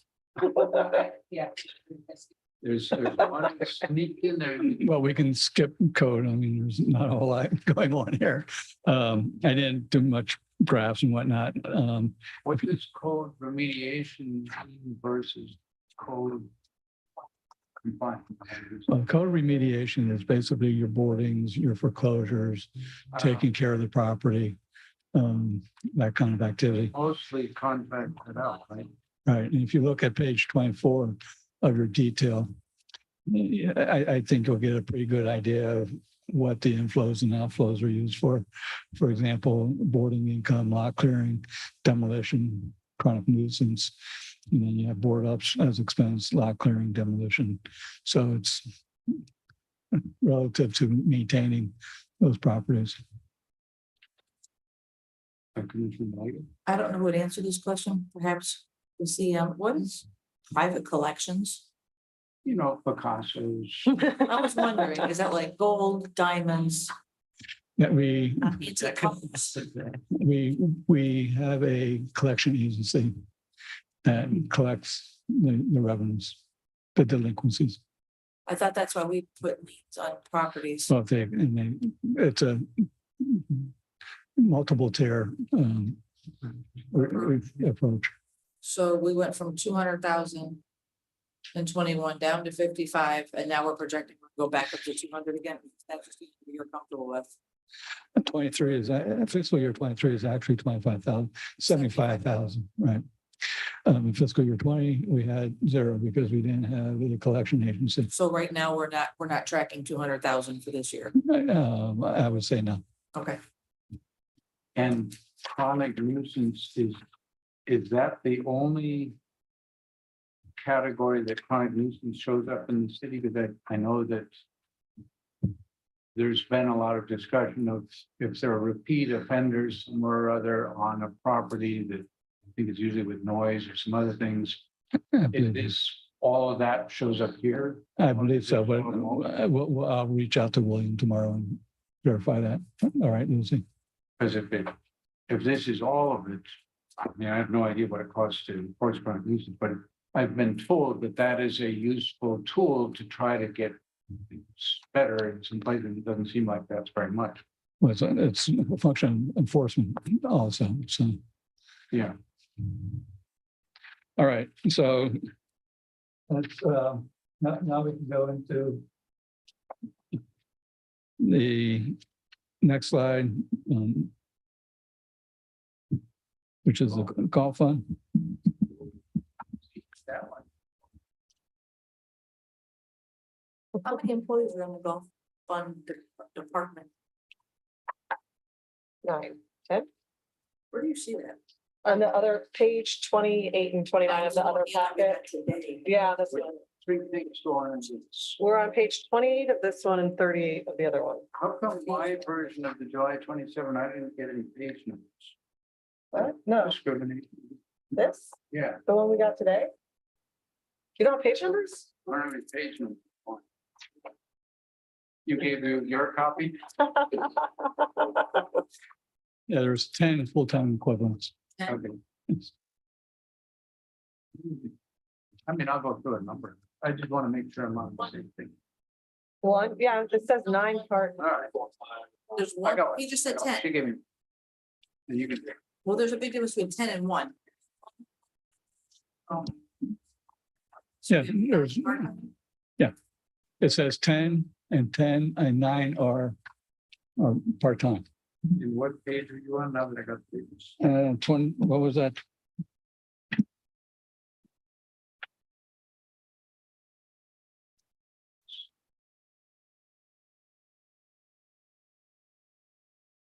First, can I ask so FTE is full-time equivalents? Like, Your page 60.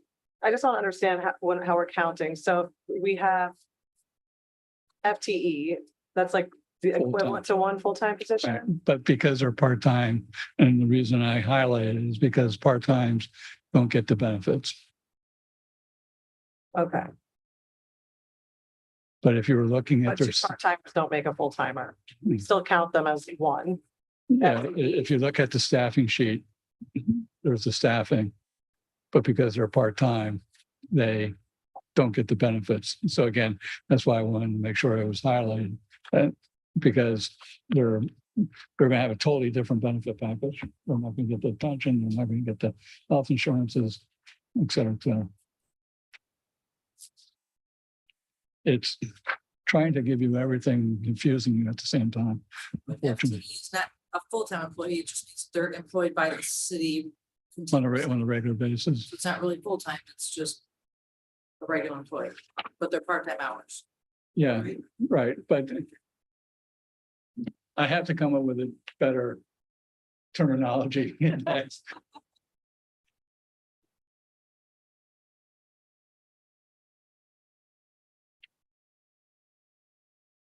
Overall, do we have a here? We have a sense of roughly people over the course. Golf course. I saw some numbers, but I'm not sure. I saw 6,000. Outdated. On average, we do about 40,000 rounds a year. How do I? 40,000. How do we translate that into numbers? 40,000 rounds. 40,000 rounds a year. Just 18. If you want to break down as far as people, I can get that to you, but I honestly could not do that off the top of my head. Just to get some idea of, because one of the issues that comes up a lot over the years with the golf course is that's a pretty big area. And we have, 40,000 residents here about the ballpark. What number of people, residents plus non-residents, use it? Could we dedicate some portions of it to other uses that would reach a wider number? And do multiple use things? It seems to be generally that a lot of people don't like golf balls going at their heads. You don't really want people just walking around. But it'd be useful to have some idea of how many people residents, how many people non-residents do. I can get that for you. I'm sorry, I didn't have that with No, me tonight. I actually don't know. So that's Here's your photographic memory. 333 people a month on average using the golf course. And I guess what would be helpful is, if that's possible, but, if Joe comes this month and Joe comes next month and Joe comes third, month, that's still with one person. So Joe's resident, if Joe comes from, he's anonymous, but she comes 5 times at once. And I'd have to see how we can break that down in golf now, because I'm not sure I'd be able to separate how many times Joe came. Yeah. I know. Okay, but how many different people? Sure. I hear you on the mixed use, because something that's getting more popular that is used at the golf course is the kayaking and paddling. And I don't see anything, I don't think we necessarily have to provide anything, or not sure. I don't see anything going to that. And that might be something to consider as well. If they're bringing X number of people to the site to use the beach club and whatnot, but that's not translating as a round of golf. They're doing a nighttime paddle or something like that. Because golf courses, not everyone golfs, so I would definitely recognize that. A lot of people fish and paddle and do other things. But also my understanding is we're like the only public golf course for quite a while. So we kind of have that going for us as well. With the views, yeah. Absolutely. I have a question about the restaurant, the beach club restaurant over there. I'm guessing they're leasing that space from us. Yes. Where is that in the revenues? Is that other?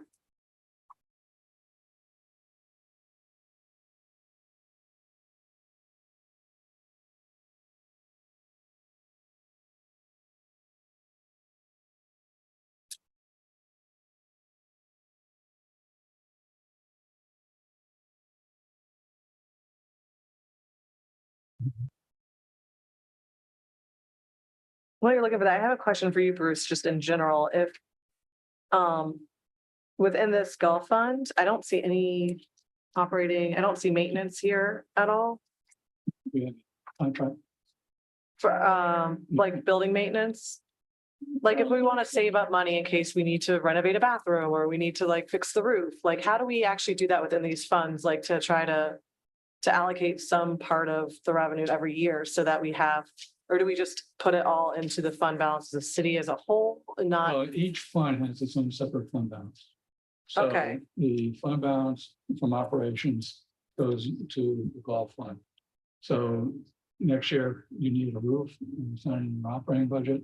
That would be an ideal use because it's one-time use for a one-time expense, Okay, or a source for a one-time. expense. okay, so everything that rolls in at the end of the year goes to that balance to be used hopefully.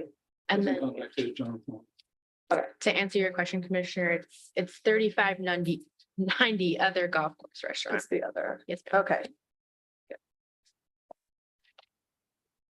Totally unrelated. You're the chair of this meeting. I'm sorry, we only, Wait, wait, wait, wait. Anybody else wants? We're only getting $4,875 a month for that property? If. Yeah. 55 for the year? Yes. When is that, Lisa? I knew you were gonna ask. I told you just to stay up there. I got it too. I think it's next year. Let me just confirm that really quick.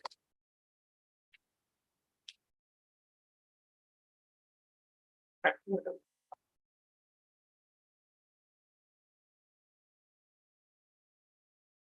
think it's next year, Commissioner. Okay. we need to look at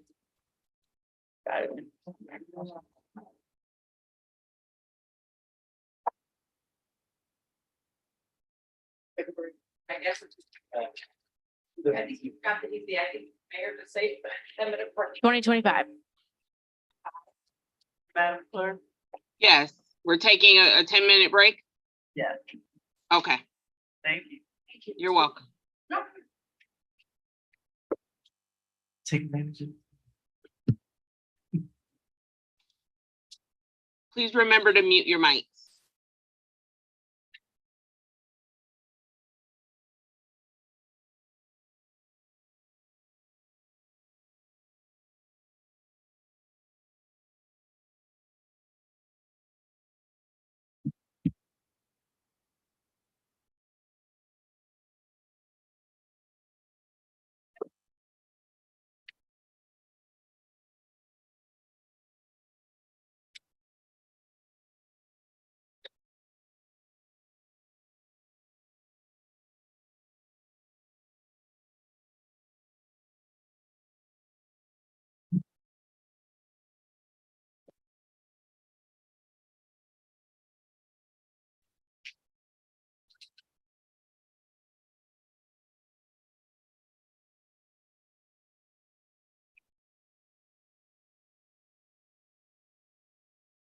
We're really not trying to vote, Oh, fine. but we have a lot of questions. Ready. You brought your big book with you? Your mics are hot, guys.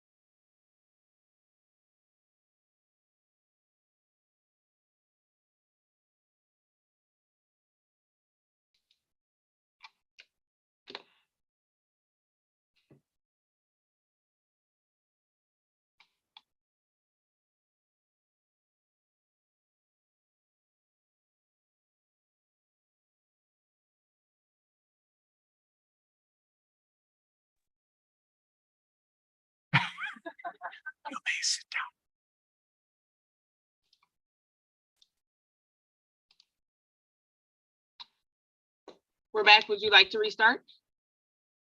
I think we're waiting on the city manager a little bit. Oh, I see- apologize. I didn't see she was missing.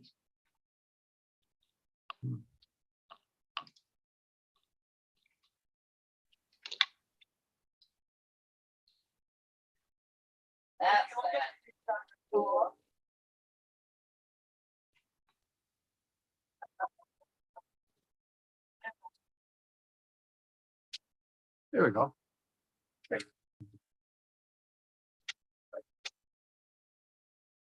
All right, it is 7:11 and we are back on deck from break. Thank you all. Are the mics all back on as they should be? Yes, Mr. Vice Mayor, we are reconvened. Okay. I hate to repeat myself. I had one question on that. There was a follow-up from Commissioner Diaz's one. Do we, and I guess this is a question for Lauren, do we let people, just private folks, regular residents, launch kayaks from more or less straight east of the beach club? There's a bit of an opening there, kind of a beach. I'm assuming that's where the kayak rental goes out, but I don't know that. That's correct. That's where the kayak rental goes out. Then the only thought I would have on it, we went and looked at it, and we have a folding kayak with a skin, on it, so it's not, you don't want to put it on Easter shelves, and do well with it. And I know that some places they put some sort of geotexture stuff down to cover the oysters and the rocks. Doubt it's very expensive. 50 feet of it would be plenty, and it would make it a more useful kayak landing point. Yeah, I'd be more than happy to look into that. So, yeah, I'd be curious if that's something that the county has to also look at, because it's their living shoreline, right? Although there is the opening, There's an open. and the kayak vendor has, they're not sheds, they're like those plastic, like big bins to hold their PFDs and the paddles and whatnot. But there is a kayak launch at the south end of the golf course that's public, that needs a tremendous amount of love because it's the kayak launch part is broken. I've heard that. I've never tried that one. Yeah, because it's Beach club. it's a tiered floating dock, and it's a really ideal place to launch, other than that there isn't really any parking. You have to launch and then have someone stay with your kayak and then go park. That's why we didn't watch there. But it's a tiered floating dock, and the part that's underwater that you're supposed to set your kayak in, make it easier to sit in, especially for ADA compliance. Great place to launch, but that thing is broken. And is that us or is that the county? I believe it's us. I'd have to double check. If you had asked me, I would say, I believe it's the county, but Okay. I'd have to check too. Yeah. I think the county helped build it, They did. but I don't know who's on. it. But I've heard that too. So those would be the two things. That one, obviously for people with any ADA issues, that's a much more useful place to go. For other folks, just to geotext the thing on, it can be 5 feet wide, it's fun. Sure. Okay, cool. Okay. So, we're on golf phone. We're off the golf. So now we can go to IT. Okay.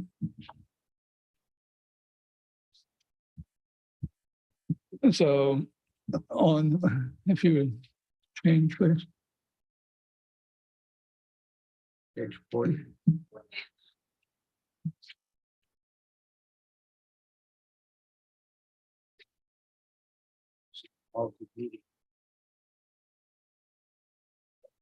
Got it.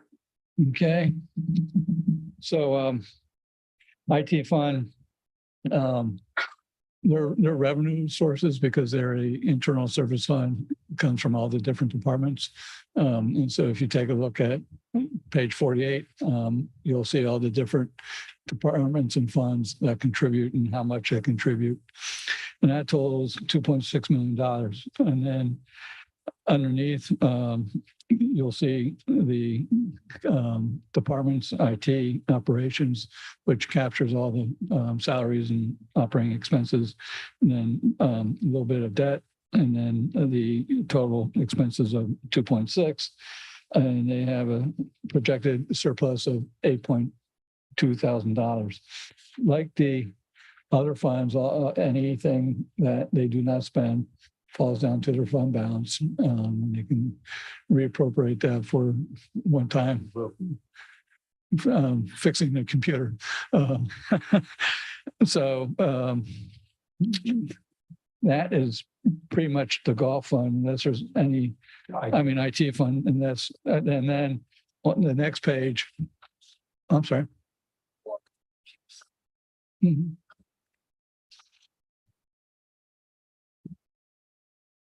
New ERP system.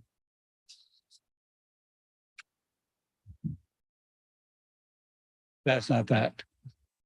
That's her annual maintenance fees, contract fees that have gone up.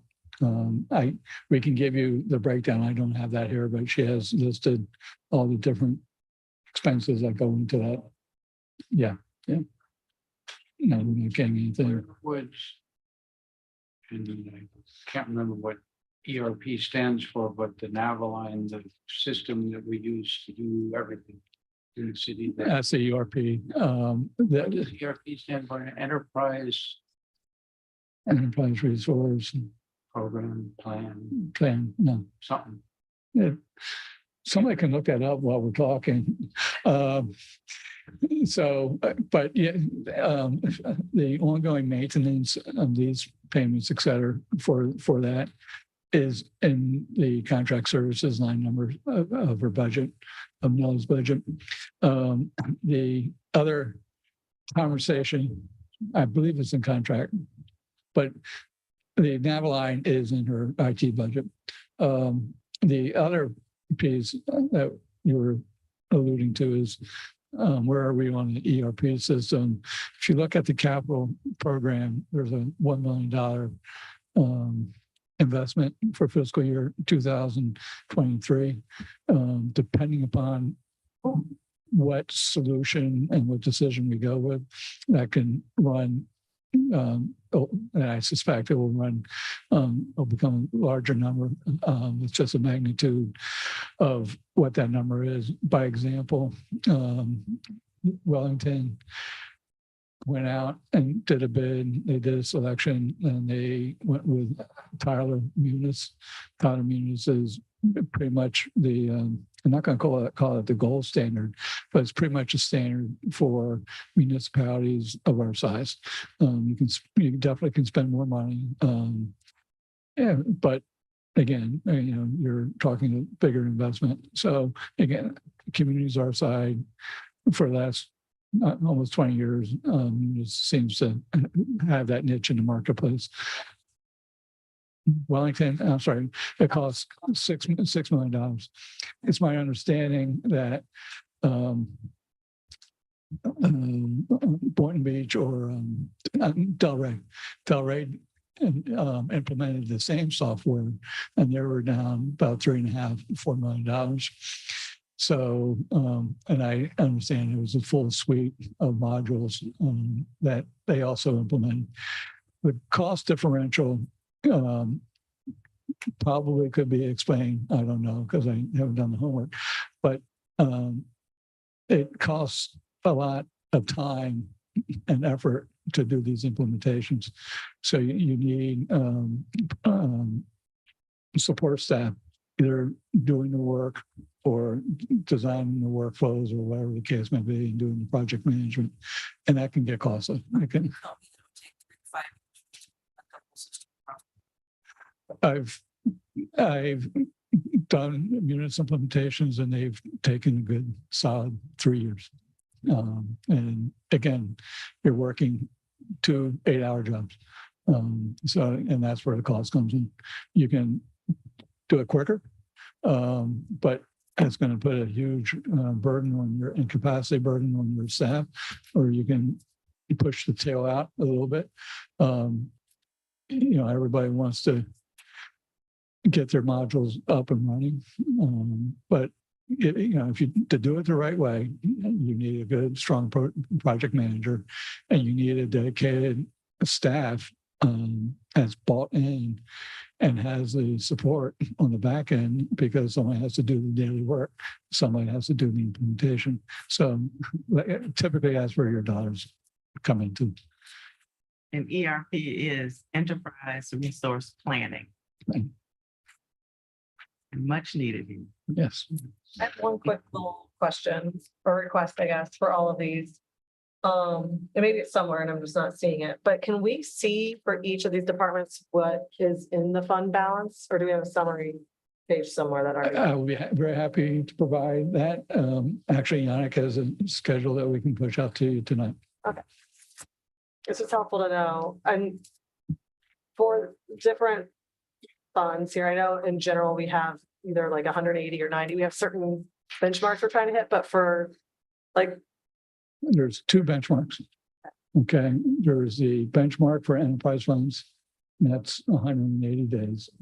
And then the benchmark for the governmental funds is about 22% with what we call a waterfall, putting money into different fund balance categories, be it into the CIP or into a rainy day fund, stabilization fund, so that the rating agencies look at that waterfall, if you will, relative to how you're managing those fund balances. okay, that's what I was wondering, is if we had, before we could start using some of that, like, when can we start using some of that fund balance for capital improvements? That I was, Not getting too low.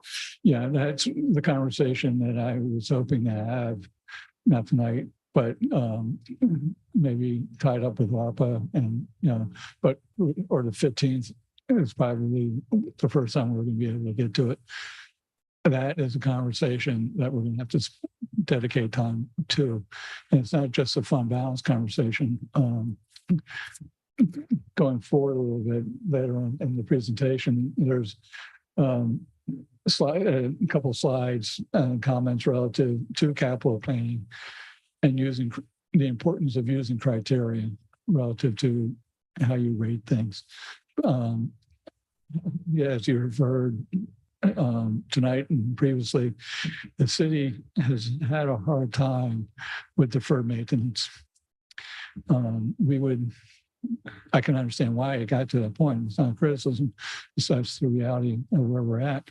But we need to, as we move forward, have a real tight discipline relative to how we invest dollars moving forward, or we're going to be in the same spot, 5-10 years down the road, because we didn't take opportunity today to plan for that future. I'll get off my soapbox at the moment, but it is something that we do. In South Florida, it's 100 times falls apart, and if you don't maintain it, it's going to be more expensive down the line. And the more assets you put online, the more money you better have to provide for that. And you increase your fixed assets, you immediately increase your annual maintenance. It just goes hand in hand. You can't do one and not do the other. That's why we don't want any more roads. We're not trying to take roads from FDOT. Right? Well, that would be That puts- not. That gives us a lot more liability, right? That now we have to maintain all those. Hey, Jamie, does that give you a little more? Okay, moving on. Yes. All right. Not back roads. So budget summary for the IT fund. Again, 24% in salaries, 12% in benefits, and then 64% in operating, and then full-time equivalents are 10. So that does that slide. So The garage, the service by the garage into ISM. So Yes, the garage fund. Yeah, which department, is that only for public works or is it other? The garage fund supports the entire city. Okay, and if you read your summaries, you'll see how that's broken down. But with that, Jamie, why don't you run with it? Yeah, no, you pretty much covered it. But yeah, so that's for all of our vehicles citywide, both half ton and under, half ton and 1 ton, and heavy equipment for all departments. I see 6 full-time employees under here. Who's under the garage fund for employees? So that is our garage supervisor, Jeff Taylor, and 5 of our mechanics. Actually, well, 1 is our parks person and then the other 4 mechanics. So we have our parks person, Jessica, who orders all of our stuff, Jeff, our supervisor, and 4 mechanics, 1 being the lead mechanic. So if I said $90,581 is the average pay and salary and benefits for each of those employees, that sounds right? I'd have to calculate that. Benefits are basically 39%, 40%. So it'd be whatever their salary is plus the 30, what'd you say, 40%. Plus 35% on top of that for benefits and everything. And I don't mean to be argumentative with that statement, but with the lower the salary, higher the percentage of your benefits. Because, Benefits are relatively fixed. right, right. So your health insurance for any plan is it's a fixed cost, depending upon what plan you have.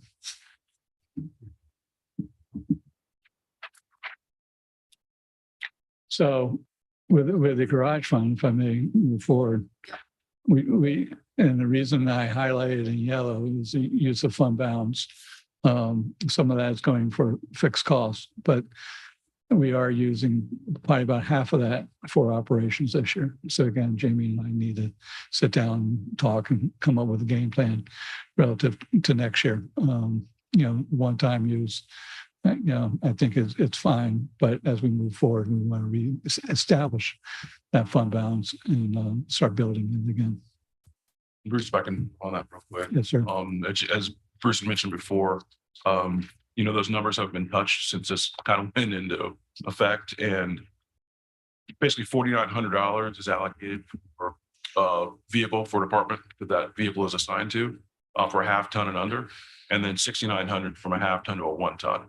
But those two figures that have been the same forever obviously have changed quite significantly with the cost of vehicles now and gas and just parts and fixing everything, just everything across the board. So those figures are no longer relevant. And as you said, we did 10% this year. Trying to get up, but it's not going to be what it needs to be. It systematically should have been addressed over time. And now we're kind of at a point where we need to get this fund back to where it needs to be. So Is it getting concerning? Like, is it getting that much of a concern? I mean, how's our fleet looking? Are we gonna have soon like some big major replacements? Are we kind of, doing what I do with my cars and use JB Weld to like hold things together? Or are we like not gonna, we're spreading it out? well, we're spreading out, and actually, since I've been here, we're doing a pretty good job now as far as the actual the age of our fleet. Because when I got here back in 2011, we had a lot of very, very, very old vehicles, and they weren't doing a lot of purchasing. So you had a lot of vehicles still like in the late 80s, in the early 90s, but it was like They're all 2011. Right, pops now. So over the years, we've been able to cycle out a lot of those really old vehicles, mainly because it was getting to a point where the maintenance side of things was getting so high. Kind of like, what are we keeping this for? So we've been able to, over the years, shift out a lot of the older fleet and get up to date with everything. So, And if I can add,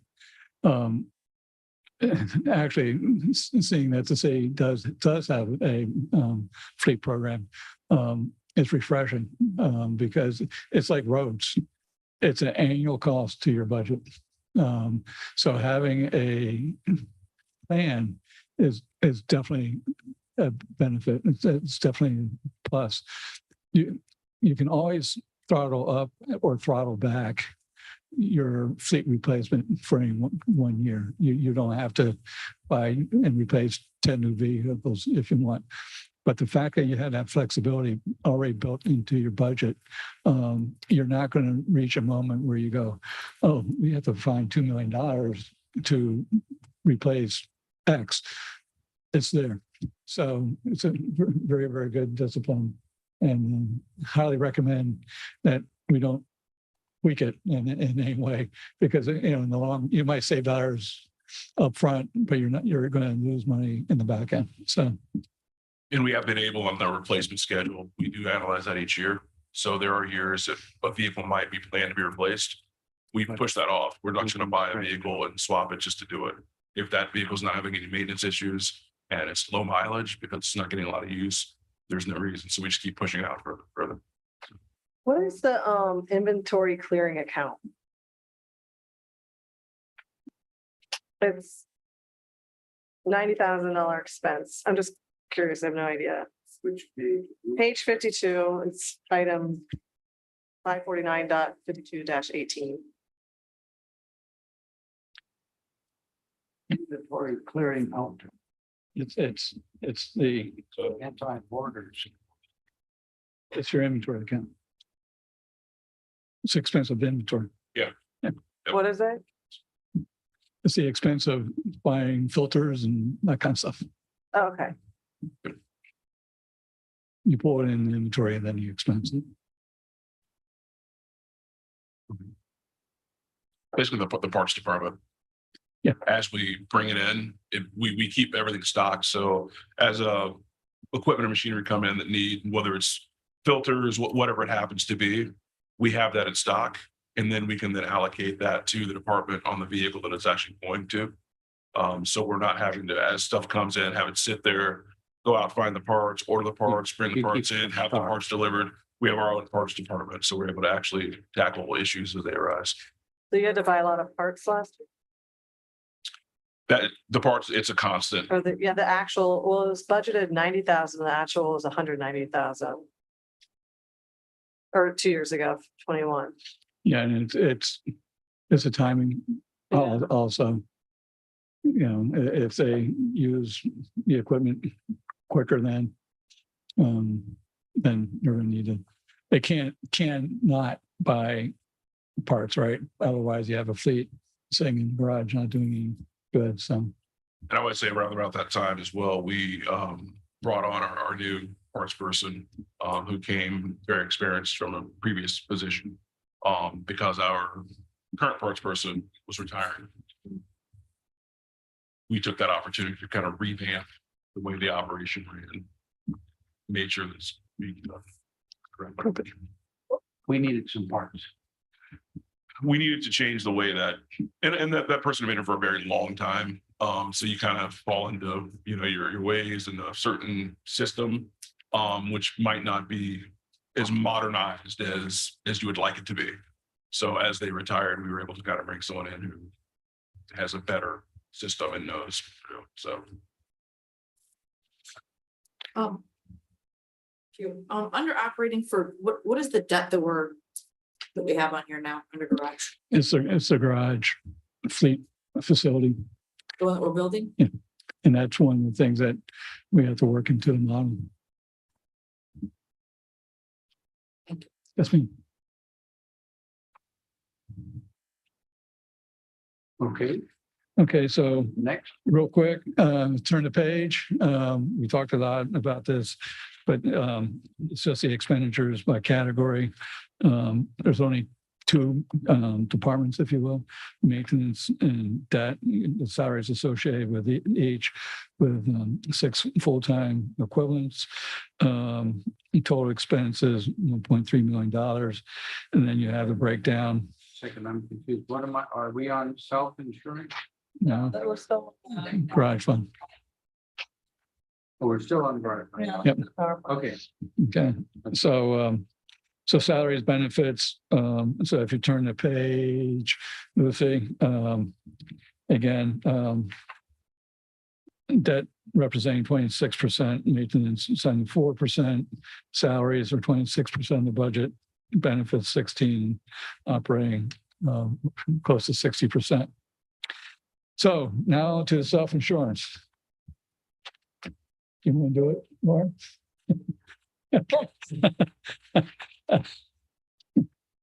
Again, this is a Thank you. internal service fund.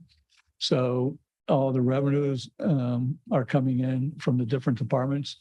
So there's $3.4 million of self-insurance, again, allocated to outside departments. And then the different activities, if you will, for lack of better words, property and liability, workers' comp, $2.4 million for property, $850,000 for workers' comp, and then non-departmental, basically miscellaneous is $8,000. So we have about $140,000 surplus. So if we turn the page, if you see, we have, again, the two categories of property and liability and workers' comp, the salaries and benefits that are associated with that. Those salaries and benefits are associated with the Human Resources Department. If you recall, we talked about their salaries are allocated to these different funds. They're not all absorbed into the general fund because they do a lot of work. So they have a full-time equivalence is 1.25 for each, or 2.5 total for the fund. Salaries represent 6%, benefits 3%, and then the operating, which are the insurance, self-insurance activity is 91%. So if you look at it by the pie charts, just same representation relative to those percentages. And when we say expenses, those are sort of predicted of what we think likely to be, which is highly, a lot of uncertainty. Some years nothing happens, everything's good, and some years the sky falls. You have a problem. This is, We'll see. yes.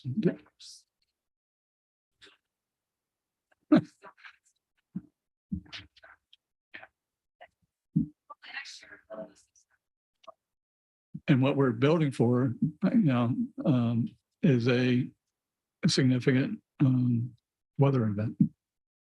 Because this would be the fund that we would have to go to. We're also, that's one of the reasons why I want to keep the fund balances across all funds relatively high, because, even if FEMA were to reimburse us, we know how long that can take. So we have to have working capital to cover any of those unforeseen expenditures. So, and I will always be, forcing that conversations to keep those fund balances high. And it's an easy target to spend down, but I can guarantee you almost that once you spend it, you'll need it. It's just Murphy's Law. That's right. Self-insurance under revenues. There's multiple listings like local school fund, and then down below again, local school fund. Yeah, one's for, So under revenues for the self-insurance, we have, I think it's the sixth line down, it says local sewer fund. But if you go down towards the bottom, it says local sewer fund again. yes. I see the 7% across the board on the top. The percentage change, but then down below, the percentages are all over the place. 341.2140 for golf fund has a 46% increase. Well, the one below it for stormwater fund only has a 6% increase. And then IT fund has 361% increase. So my question is where was the policy making on this? What was the deciding factor on page 50 of 56? But notice that like the golf fund, the whole thing is either $6,000 or $4,000. So the percent is high, but.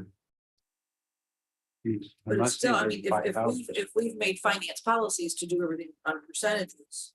And on the top, it appears that everything's 7% increase, right?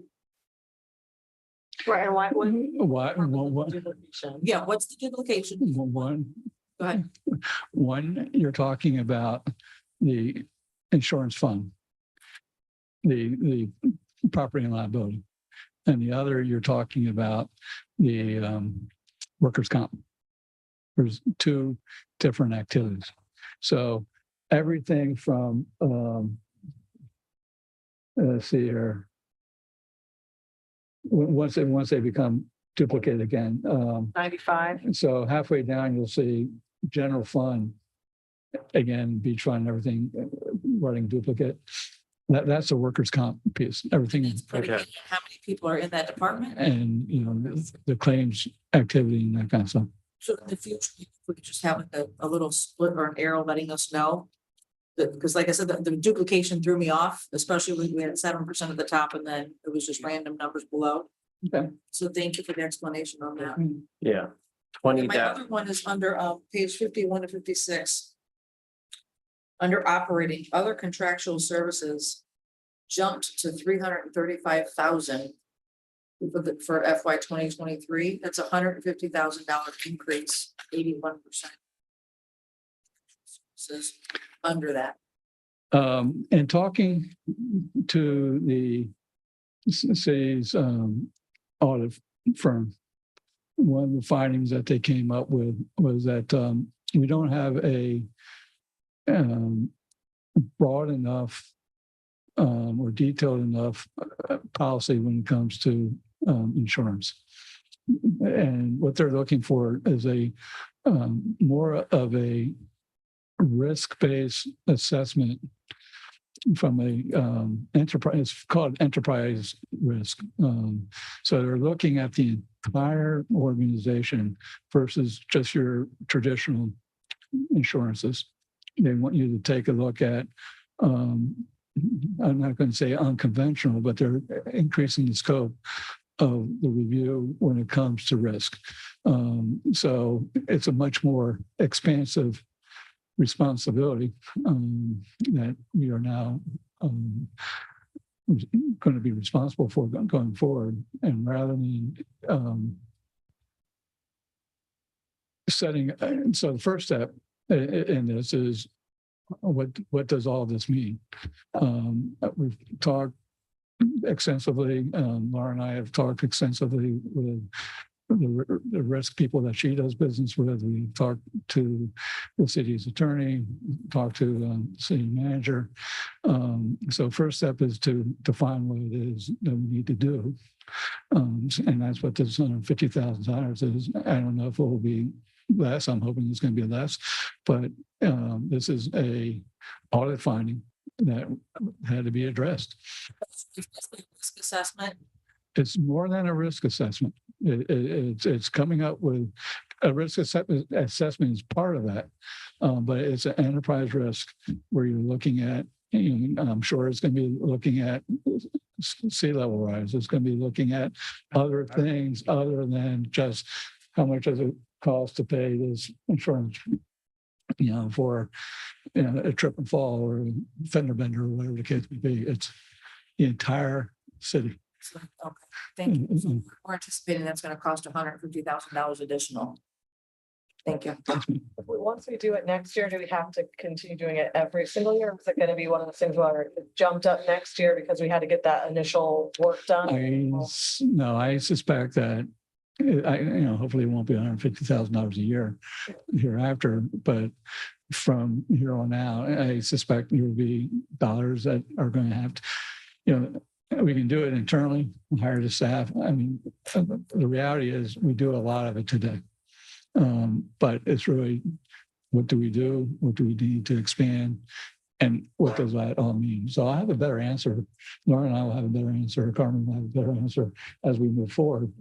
But it's just one of those things that help us understand, or help me understand a little bit that this is, we've been alerted to this by our auditors, that they say, hey, you need to be planning for this. Well, Where first. just from other other communities, this started, this finding, if you will, I've been familiar with it for the last 3 or 4 communities I've worked in. It started up in Providence, Rhode Island. It's almost exact same finding. Followed me down to Annapolis, now it's followed me down to here. Coastal food. All coastal communities. I'm sure if you go out west and drought and fires are an issue, I'm sure that is a same type of concern. The insurance industry Is well aware. is well aware of it, but when we talked about insurance, a risk 10, 15 years ago, we were talking about health insurance and we were talking about liability insurance. When you talk about risk now, it's more of a enterprise risk environment, and that's where the auditors, knowing the potentiality, and quite frankly the rating agencies, are very concerned with this. I always tell stories to my staff. I'll tell you one. I was up on Nantucket, and I was a finance director, this first finance director's position I had. We went out with Moody's to do their rating, and we were, double A, and I was looking for a triple A. And the reason why we didn't get a triple A is because they were worried about a tidal wave and what the city did or did not do relative to protecting itself against the tidal wave. It's pretty left field, in my opinion, but the reality is that rating agencies are looking for cities to do risk assessment. And if you're not doing risk assessment, they're concerned. Sure. Yeah. And that's getting more and more aggressive. That's getting more of a focal point. And it's a good thing in some ways that we're not in some other responsibility of estimating what is our overall risk falls on us, as opposed to having all the expertise and accumulating stuff of an insurance company. Hopefully Progressive says past isn't necessarily a good predictor. What other things on what is no, what is Sound like a financial advisor. so it's a little more challenging when. Yes, it is. Ourselves. Yes. Yes. How do we know how to assess this stuff and quantify? We contract it out. We also have a TPA that we contract with who helps us determine those risks. PPA? A TPA, a third-party administrator, Gallagher Bassett, they're a huge insurance company. So whereas we're self-insured, we pay the funding for it. We also pay somebody to administer it. I'm not a claim administrator and neither is my staff. So, and if somebody falls in the city, they don't, we take the claim and we send it to Gallagher Bassett who processes it for us. So we have a third-party administrator who does that. We also have a group that's just mainly to help us assess risk and mediate risk, and that's the Ben Few Company. They help us also. So we have experts on board who've been contracting with us for a long time. But my question for you in relation to what I'm hearing is, do both of those companies have any expertise or experience doing the newer things that is not traditional stuff that, slip and falls or collapse, but these environmental climate related things, which both Commissioner Diaz and I have measured salt water coming up onto our streets. Yes. So where we are self-insured to a certain amount, I believe it's 200,000 per claim.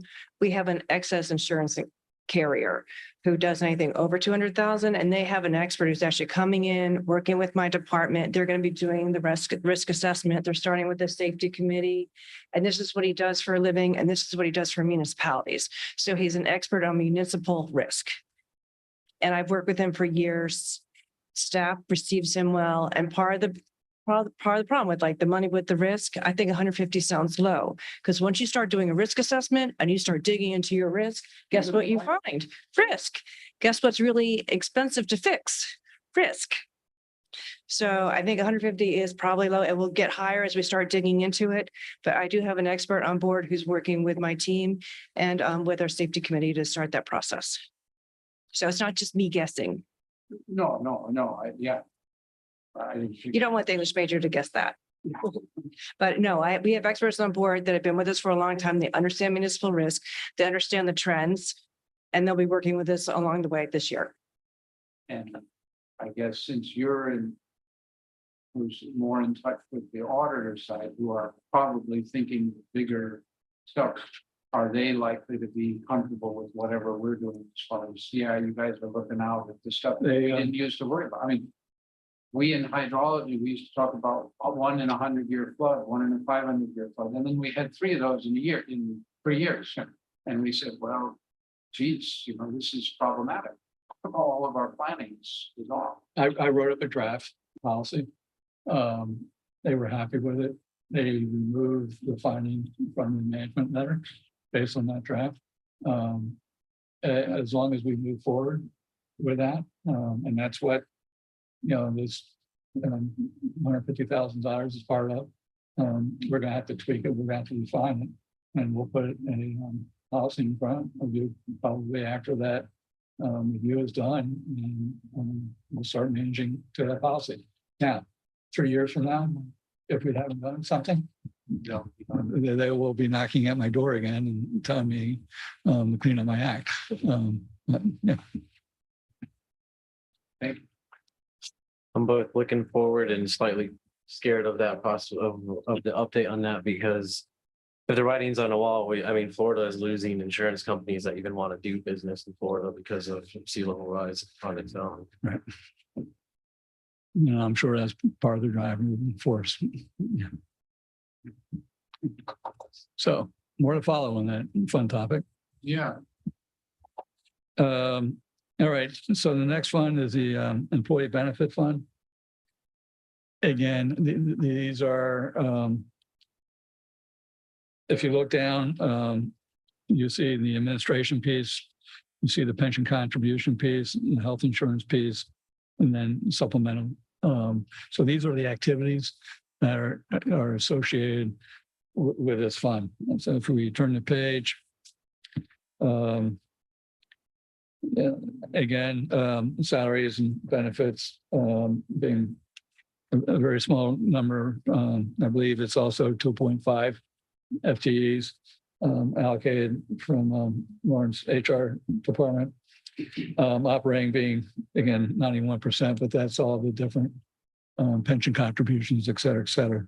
Workers' comp is 26% of that, and property and liability being the remaining 74%, the non-departmental being 0.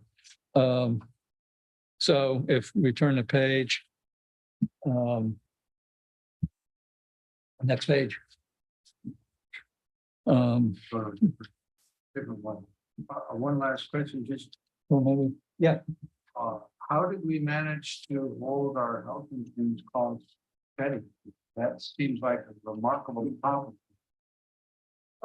Besides my guardian angel looking out for me, I really believe it's our wellness program. It's part of it. Part of it is our relationship with our insurance carrier.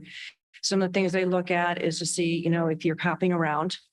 And they have if you're hopping insurance carriers, like a car insurance carrier, if you keep hopping insurance carriers, they may trick you and try and get you in for a year, but then they're going to come back with a huge increase. So we've developed a relationship with Cigna. We've really been promoting the wellness with them. We've been partnering on the wellness with them. We did an audit to try to get any dependents off that were not legally on our insurance. And sure enough, a lot of the dependents that were not supposed to be on our insurance were our biggest claims. So, yeah, it was very interesting. So I think once we took off a lot of the dependents that weren't supposed to be there, focused on the wellness, developed our relationship. It's been a pattern of things that we've been working on for the last 5 years. But when I first started, my second year in, we had a 35% increase they quoted us, which is means they're trying to shake you. They don't want to insure you with a 35% increase. Usually they tell you it's 10, 15% and they give you a 7% increase and you're happy. No, they're giving 35%. They said maybe they'll bring it down to 25. So that's when we knew we had to start looking at our plans and our structures. We tweaked the plans a little bit. We try and make it a little bit better every year. And we're hoping that if we continue this program, that possibly we can probably make our benefits a little bit better for our employees. And that's what we're working towards. Well, kudos to you, 'cause that's a big deal.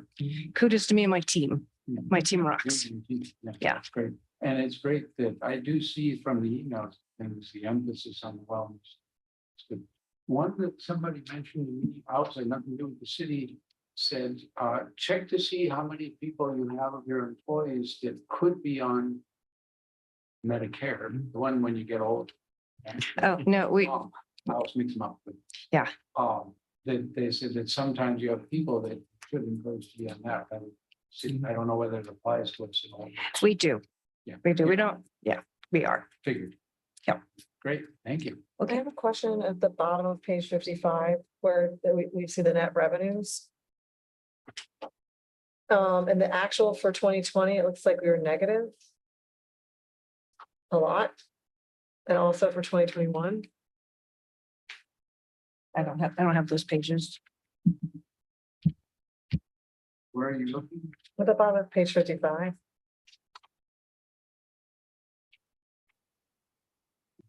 Under salaries and benefits. Yeah. Like it's, pension.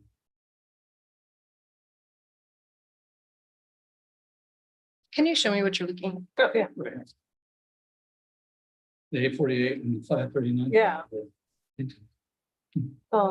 Here, so that in the 2021 actual. And then in the 21 actual. That's the, most of that is the, IBM. Looking at that. That was the IPR.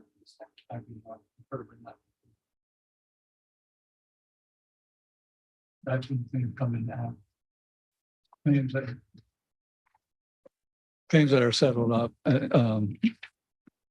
after the fiscal year, but roll into the. So is that like, so is that normal then for this type of, like, you always end up having No, unexpected? It was, I'm sorry, at the time, we had a semi-insured program where we insured up to a certain point. And then if we went higher, then the insurance company had the right to bring it in. They wouldn't charge us more if we didn't have higher claims. If our claims were under, they would have given us money back. They weren't. But but they had the right to ask for that money back for claims, and those were incurred the following year. So that's when they finally reported it. But so that's like it's typical. I changed this year. We're fully insured this year. Oh. Yeah, they did it to me twice. I'm like, all right, third time, you got me. Okay. So they won't get me again. Okay. Mine's on page 55 as well, but it's up at the top under salaries and benefits. We see a negative 28,000. Are you losing an employee? Did we lower somebody down to part-time? No, it's allocations. So we, because it's a benefits fund, we allocate it. We just fixed the allocations Okay, so that comes into play for the 401(a) plan as well. for all the benefits. Yes.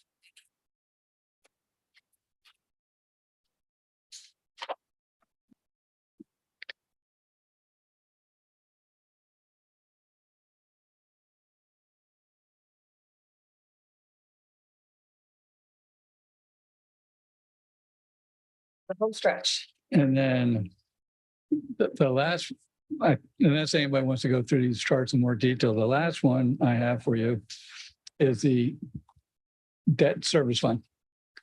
And the debt service fund is the fund which we capture the revenues coming from the special assessment. The city went out to as an override. What, 8 years ago, 9 years ago now? The road bond? Okay. And as you know, the city has been improving the roads during that amount of time. The So we have authorization to go over our 10% or $10, if you will, per mil. So this is raised above and beyond our typical millage. So we pour it into the debt service fund, and then we turn around and pay the debt service on that debt. What does TRIM stand for? Okay, guys. Truth It's a state thing. is a state thing. Yeah. Truth and something millage. Truth and reporting. Yeah. We get trim loans. Yes. So, So the debt fund is pretty much just for the bond it's exclusively for the road bond. and I think I understand what you said that we have a couple of assessments on our tax bill. One is property, one is the MSTU. Don't ask me what it stands for, but it's fire guys. And Yes, sir. this one is not subject to the other levy. That's why the city went out and got special authority To do it. to do it.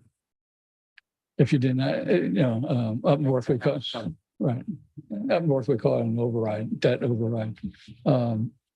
You're asking the voters to approve the fact that you're gonna put this on. That's right, because the road bond was voted on, That's right, and that was what allows us. exactly. Now, if you were to do this internally and did not get that authority from the voters, well, guess what? You have to live within your 10 mil. Okay, thanks. All right. Give me a few more minutes and I'll try to wrap this up. The budget challenges and budget drivers. I alluded to this a little bit earlier with the capital budget coming up on the 15th. We have a great opportunity. I'm sorry, the 11th. No, that's the enterprise funds. Oh, no, yours. Yes. I'm sorry. Yes. Okay. I'm thinking our conversation exclusive of what Carmen was referring to. I don't think we're going to have enough time as we talk about the enterprise funds on the 11th, but on the 15th, we have scheduled another workshop. And during that workshop, I would like to suggest that we focus on capital, which I think will dovetail very nicely into the conversation that you're going to have on the 11th about ARPA. But as you know, the city has had many years of neglect, if you will, deferred maintenance. So I think if we can develop a structured process where we do strong assessments moving forward, I think it will put the city in a good position. The next, yes, please. And if I can also add to what Bruce is mentioning about our future discussions, of course, we need to also tie in priorities. And so if we want to schedule that coupled with ARPA, that'll be a good time to talk about the priorities and the summary of what we experience about collecting the groups, the commission's priorities as far as the city's movement toward strategic planning. We can bring in those results and couple that with the discussion of ARPA. And so then that'll be good information to have as you make decisions on the budget. So, so either we can do that at the capital discussion on the 15th, or we can do a couple with the ARPA. But I think tying in the budget priorities and getting your sense of direction on priorities for the budget, and then we can make some decisions concerning capital improvement programs, and even the supplemental requests.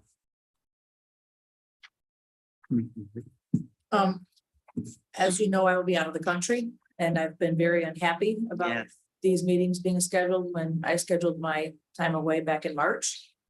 So I'm gonna ask my colleagues to please give me a little leeway. I will write down my recommendations and what I feel for capital improvement. And turn it into the CM, because obviously I don't even know if the mayor's gonna be here and I don't know. But I just feel that when it comes to ARPA and capital improvements, that the mayor, I think all of our voices should be heard. And I was very dissatisfied when I saw all these meetings scheduled when I was gonna be out of the country and unable to be able to Zoom.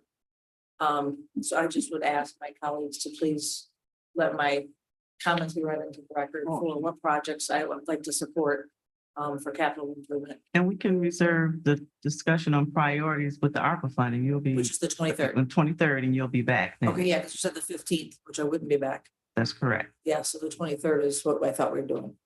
Well, the 15th is what we have scheduled that Bruce mentioned that we'll be talking about the capital.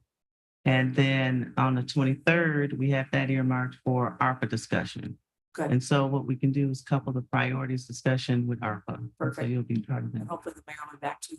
Correct. And Thank you. I mean, I think the idea of writing things down, I know it's not the same as participating in discussion, but it sometimes it can be even more. So. Okay. If you guys And are certainly okay we'll with, make sure that they're ready. thank you. I think there's gonna be lots of conversations, plenty of opportunity. Oh, yeah. So, They won't be out the other end of it. It won't be. Because we talk about the capital, so we have like our budget that we have to prove within a time frame. So we need to. I don't know, how separate these conversations are gonna be or overlap. Because I don't think we should be rushed into allocating all of the ARPA funds. We don't have to do that by October. So we want to make sure that like what little money we have left over in this year's budget, we can talk about what we want to do there, and then that'll overlap with ARPA, but you know, we'll have our first real conversation about ARPA on the 23rd, and I imagine we are gonna want some additional community input. We did one survey a long, long time ago, and I think this is an area that is strongly advised to engage with the community on. So I would have a hard time in one meeting deciding exactly how we're gonna allocate all these funds. I put it this way, you know, I don't want to speak for you, for any of you. As I said, I'm sure there's gonna be a lot of conversation. Yeah, Okay. The nice thing is that you can always do a supplemental budget request for capital appropriation. So come the time we finalize the budget, if there are capital appropriations that have not been solidified, and you can put those on the table, and come October, November, you can have that conversation, you know, continued conversation on that, and then come up with a supplemental budget appropriation. They do need appropriation. That's the only issue. But you know, we do supplemental budget appropriations all the time. The only thing that I'm starting to get nervous about, not quite, but I'm starting to tiptoe around, is we have a deadline as a city. So, For the ARPA. yes, ma'am. so it was like a year ago or something. Two. This There's two deadlines. There's one to make a decision relative to what you're going to do. And then the second deadline. 24. Right. So Ended by the 2026. 6. Yeah. So it takes time to, between appropriating dollars and doing the work. Okay. And I don't want people to have a self feeling of confidence or whatever, that once these dollars are appropriated, that departments are going to be able to execute whatever that is.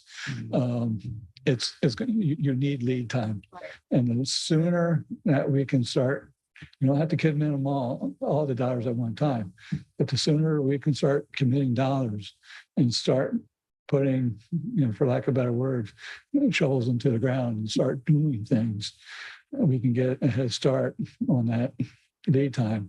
Otherwise, we're going to be turning back money. Yeah, we don't want to do that. That dollars is protected though. $10 million is discretion. So there's no deadline of that. We've already signed the thing that we want to take that 10 million back into. Yes. So it's, and we've already spent over $1 million with the bonuses. Bonuses and legal aid. Thank you. Yeah, Right. so. We have like 8 million Yeah. that we need to make sure we don't. Well, that deadline the is- $1 million, we'll look into it, could be, it could be put into another category. There's different categories of what you can spend for. So, we would have to do our due diligence and see if that qualifies for one of the other categories. So, social services being a big part of that. Water, fiber optics, I think, another area. So, water. So there's a lot of potential that we can use these funds for. But, and I understand the sensitivities relative to these conversations, but we're going to have to start, putting the rubber to the road, or we're not going to be able to execute. And I assume you talked a lot, and I think we're probably all fairly convinced the idea of building up some of our reserves across various.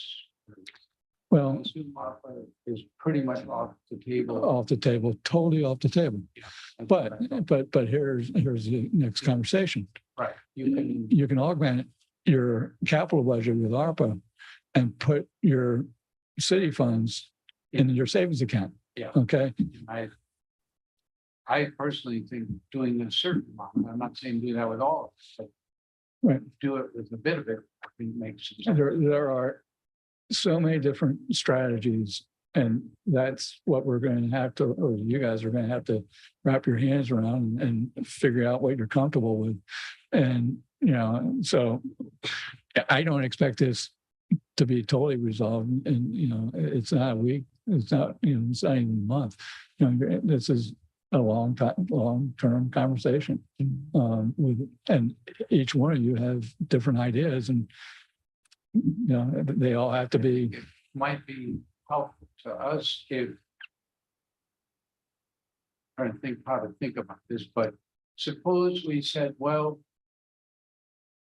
There's fun stuff that we'd like to fund, but exciting, important projects that we'd like to use to vote on. Then there's stuff that's a lot less exciting and fun, which is putting some reserves. But I think there's some agreement that that's pretty important. Suppose we said, out of the whole pot, why don't you take, 10 to 25%, pick some percent, and set that aside. I think, and we could talk at some point later, so what is a reasonable percentage, closer to 5, 10, 15, 20%, whatever it is that we think is reasonable, to put into that rainy day kind of thing. If you were to look at our different funds, it's an idea, if we took X percent, what would that let us do in terms of our rainy days, and would it make a significant dent in some of those? Well, it definitely, yeah. I mean, the reality is Anything every penny you put into your rainy day funds is a good thing. is a good thing. Yeah. Anything that you can put into your be it capital reserves, rainy day, capital reserves being for a capital, rainy day being for your operating, by spending capital dollars for X, now you can put money into your self-insurance fund. Also, there's different buckets that this city needs across the board relative to where you want to park funds. But there's also capital needs, and you can't take, we'll be looking at the capital here pretty soon. There are capital needs that the cities need. Many, okay? And, the only cautionary thing I put on, and I might as well jump to the back, on the printout on the schedule I gave Friday afternoon, And we can, since we're talking about capital, if you turn to the very last page, no, on Friday afternoon, the schedule. Yeah, Go to page 6.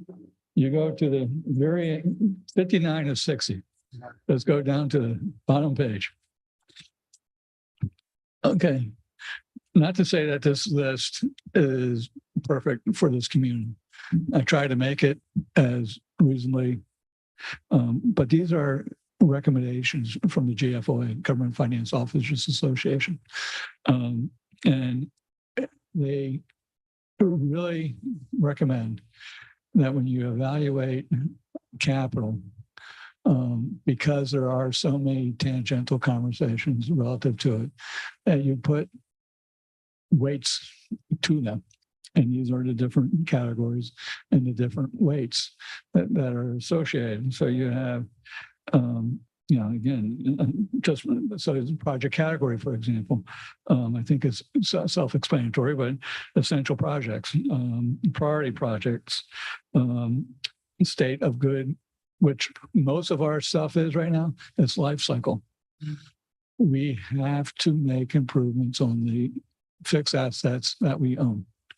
And until, personal opinion, you may differ, but until we fix all the fixed assets that we own and start maintaining those and have a revenue stream, like a sinking fund, to put into those, we shouldn't be investing another dime in other projects.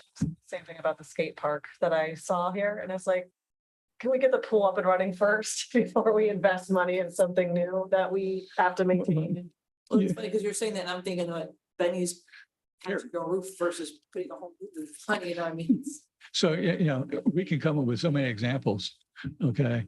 But fundamentally, I think we can all, do I put a roof on my house or do I build a pool? Well, and pool example may be the wrong example, but forgive me for that. But do I take care? Do I take care? Okay, man cave. Do I take care of my structure, or that water destroy it so I can have my man cave down in the basement? Well, I think my wife would tell me very quickly which one I need to do, or go buy a boat. I have a sailor. I would love to go buy a boat, but she's going to say, no, you're going to put a new roof on the house. Well, it's the same discipline that we have to get used to. And, and I think this will help in that conversation. The difficulty is, coming up, because some of these things are, there's, for lack of better words, emotional ties to some of these things, and that's not a bad thing. And so it's just what it is.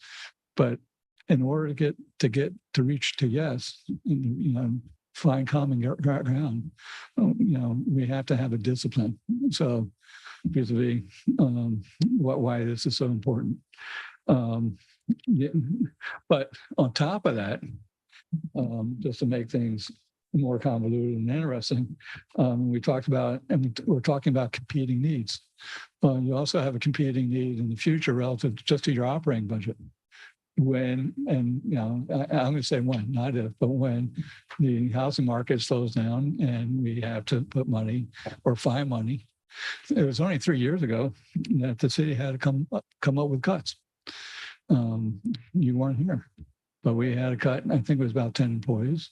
The library was an example of that. That's what happens when you don't have sufficient fund balances, rainy day funds, to bridge gaps. Turn the page real quick. Everybody wants to get the heck out of here. Yeah. Oh, that's all.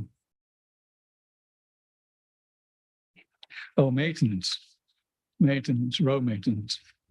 Okay. Jamie will like this. That I'm advocating for roads. Yes. We have this graph, or we trying? Yes. Yes. Take up step. Yeah. Pay-go versus debt. This, and the pair, go back one slide. And when we get to. No, can you go back and reverse. Okay, so the graph here will depict or pictorially show what I'm trying to say here. So the city right now is finding pay-go dollars, which is good. It's finding one-time revenues to come up with a plan. Unfortunately, we use some of the road bond, I mean, not road bond money, the ad valorem bond money to do it, okay? Which is kind of like crossing that line. So communities have two options. A, they can find a pay-go source where they find revenues in their current budget, or they can go borrow. And every year you go out and borrow because you think that's a good thing. I'm deferring that payment out for. Well, we know roads are a fixed cost. Roads are not going anywhere. Okay. They're falling apart. You're going to have road maintenance every single year. Okay. So in this example, I just said, okay, borrow $1 million for 20 years and do pay-go for $1 million every year. All right. Assuming a 5% interest rate and 20-year bond term. All right. And so if we turn the page, here's your graph. So in years, the blue line being pay-go, Every year you just spend $1 million, right? don't borrow anything, you just squeeze it out of somewhere. Exactly. The orange line is that you're borrowing. Well, you're great in years 1 through 12, I think it is. But after year 12, as that debt service is growing on all those bonds that you have borrowed, well, guess what? And if you expand that, It's worse. it gets worse. You expand that for 4 years because now you're bought into, if you're doing the orange line, you're bought into that solution. Because now if you do pay-go, now you have to do pay-go plus your debt. Okay. So now you're in double jeopardy. Okay. So unequivocally, if I can just paint one picture tonight, it's this picture that you take away from, and we have to find a ongoing pay-go model for road maintenance. And as that road maintenance, we're going to be at 1.3 this year. That amount's not coming down. That amount would be going up. So multiply it. If you're going to do 2 million, turn the next page, if you will. No, it's not there, but I don't know where I put my last gem of a statement, but the fact of the matter is it's not exponential, but it ramps up very, very quickly once you get past year 12. So I'll leave you with that thought. Can't. Is it fair to someone that it's probably reasonable to borrow for the capital kind of major fixes of the roads or building new ones? Major fixes. But for the annual maintenance that is coming, you can borrow your way through it, but you're losing money. I think the most disciplined approach that a municipality can take is recognize that not all funds, number one, all funds are not created equal. A utility is a much higher capitalized entity. If you look at a private electric, private water, they're going to have, look at their balance sheets, they're going to have much more borrowings versus a service provider of some sort of insurance or CPA firm, because they don't, unless they built their own brick and mortar store, they don't have any capital that they really need to do. So we have to have two separate conversations relative to the utilities and then governmental funds. One, And then two, to more to your point is there are one-time expenditures. Those one-time expenditures, it's okay to do a borrowing. But it's going to take time for us to find the cash flows and everything else. So we're not going to be able to do this overnight. So we probably are going to have to borrow some money to do deferred maintenance. But as we build our budgets going forward, we have to find those additional revenues to support. You know, I'm going to take Commissioner Maliga's thoughts. Is it sufficient? Probably not. But right now, she's recommending that we put money out, take money out of the general revenues and put into the cemetery trust for future capital needs. There's probably much more capital needs than that $50,000, whatever it is. But it's the principle of starting that thought process of putting money specifically for capital needs versus just keeping in the operating funds because it's always been in the operating fund. Start the discipline, put the money in, you know.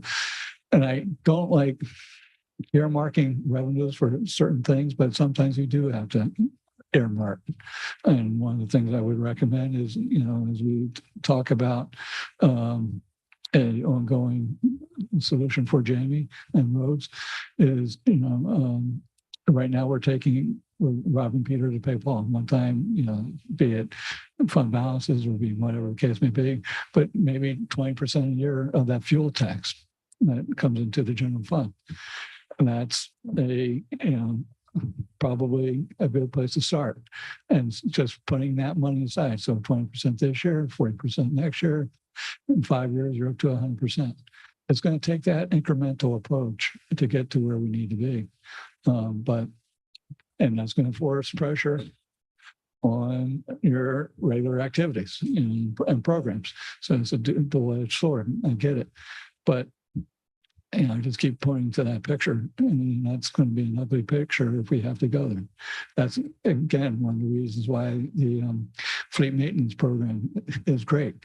They have a disciplined, principled way of, it's a blue line. If we did the orange line, you know, it's maybe $9 million each year, but you know, your vehicles are expensive, you know, so it wouldn't be much less than that. So you take all these additive programs and processes, and then you're talking in the future, you're talking significant savings to the city as to how. But again, you're never going to take borrowing off the table. And it's just one of those things. You know, our conversation is that we want to keep debt service as a percentage of your operating budget less than 12%, 15% on the high side. Some point, cost. If you go in the full Magala for borrowing, and this is why I say right now, with the ARPA funds and some other programs, we can leverage an awful lot of that and get our feet underneath of us so that we can start taking this disciplined approach. I mean, we could put, for example, I'm just making it up, $3 million of ARPA into a dedicated road fund, and then take 2020, and then now you're at 100%. You've gone through your ARPA for road funds, but now you have a dedicated road fund program, 100% of your fuels tax. But the other conversation is you're taking money away from ARPA. I get it. I was just gonna say, to me, a good policy would be, there's a direct correlation between the fuel tax we received and roads, right? Roads are destroyed because of cars. See, right. I don't know if there's support. I mean, I would be all in favor of starting this coming year, that the fuel tax that we get goes, all of that goes 100% into roads. You can't afford it. You're taking $90,000. $1 million out of your budget. Because it's allocated to other We are expanding. or It's wrapped up. Sorry, tied up. Yeah, but I talked to Bruce and Carmen about it and exactly this, like the incremental, if we can take $200,000 this year and the next year 400 and work our way there. And even with the gas tax, it's still you say we need like 1.2 or 3 million. So even if we get the total allocation of the gas tax, once we get there, we're still not in the ideal spot. Am I wrong there? 1.7. What was that? So, September- Talk to you, Mark. It was 2 or 3, Jamie. It's always been 1.7. Okay. We talked about what we were allocating. Maybe I should have started with 500. Yeah, that's what we were allocating this year, but it's always been 1.7. For our size city, if we have a real roadway master plan and program. Yeah. To maintain that with 75 to 80% of that being actual roadway construction and the other being maintenance. And that's what we're currently missing is the maintenance portion. Right. So everything we've done as part of the bond program, that should really be as part of our overall master plan.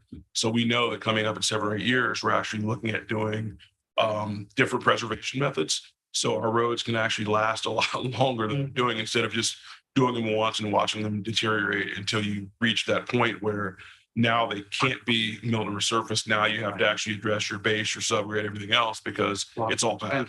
And now your prices have gone through the roof again. And that's where you end up in a situation where we burn through the funds we do get, like the 40 million for the bond program. That could have gone a lot further if our roads were maintained a lot better and we were able to mill and resurface a lot more roads other than rip everything up completely. So as Bruce and I have discussed many times, and Carmen, we're just trying to get to a point where we have a consistent amount every single year. So I can actually lay out this plan moving well into the future. So when I get the calls or the emails, hey, when's my road getting done? Or there are a lot of potholes, you guys coming and patching. I can say in 2026, your road's going to be done from point A to point B. Because this plan's already laid out well into the future. And funded. Because I That's the know important that part. that money's going to be there next year. Best case scenario, maybe there's more, there's, some kind of funding or something else we find, but at a bare minimum, I know the exact amount that's going to be budgeted for that year. So we can plan that far out in the future, which is how it realistically should be laid out, other than we kind of sit and wait and say, well, what are we going to have? What are we going to have? What are we going to have money for? Let's try and throw this in there, throw that in there. But it's just we just need to lock in. So we get to a point where it's just consistent. Yeah, so we have to slowly get 100% of the gas tax and then we still have to find more on top of that. But it's a start. Right. It's a big start. Problem that as like cars increase, it's fast enough. And if somebody doesn't figure out how to have an electric tax, They will. They have. They will. They've I already think done it they'll in other come. states. It's Yeah. through your registration every year. When you register your vehicle, they added fee onto that. so that let me ask you a different question. Roads fall apart at a certain rate. Correct. And some of that is just entropy. They sit in the sun and fall apart. Some of it is how they're used.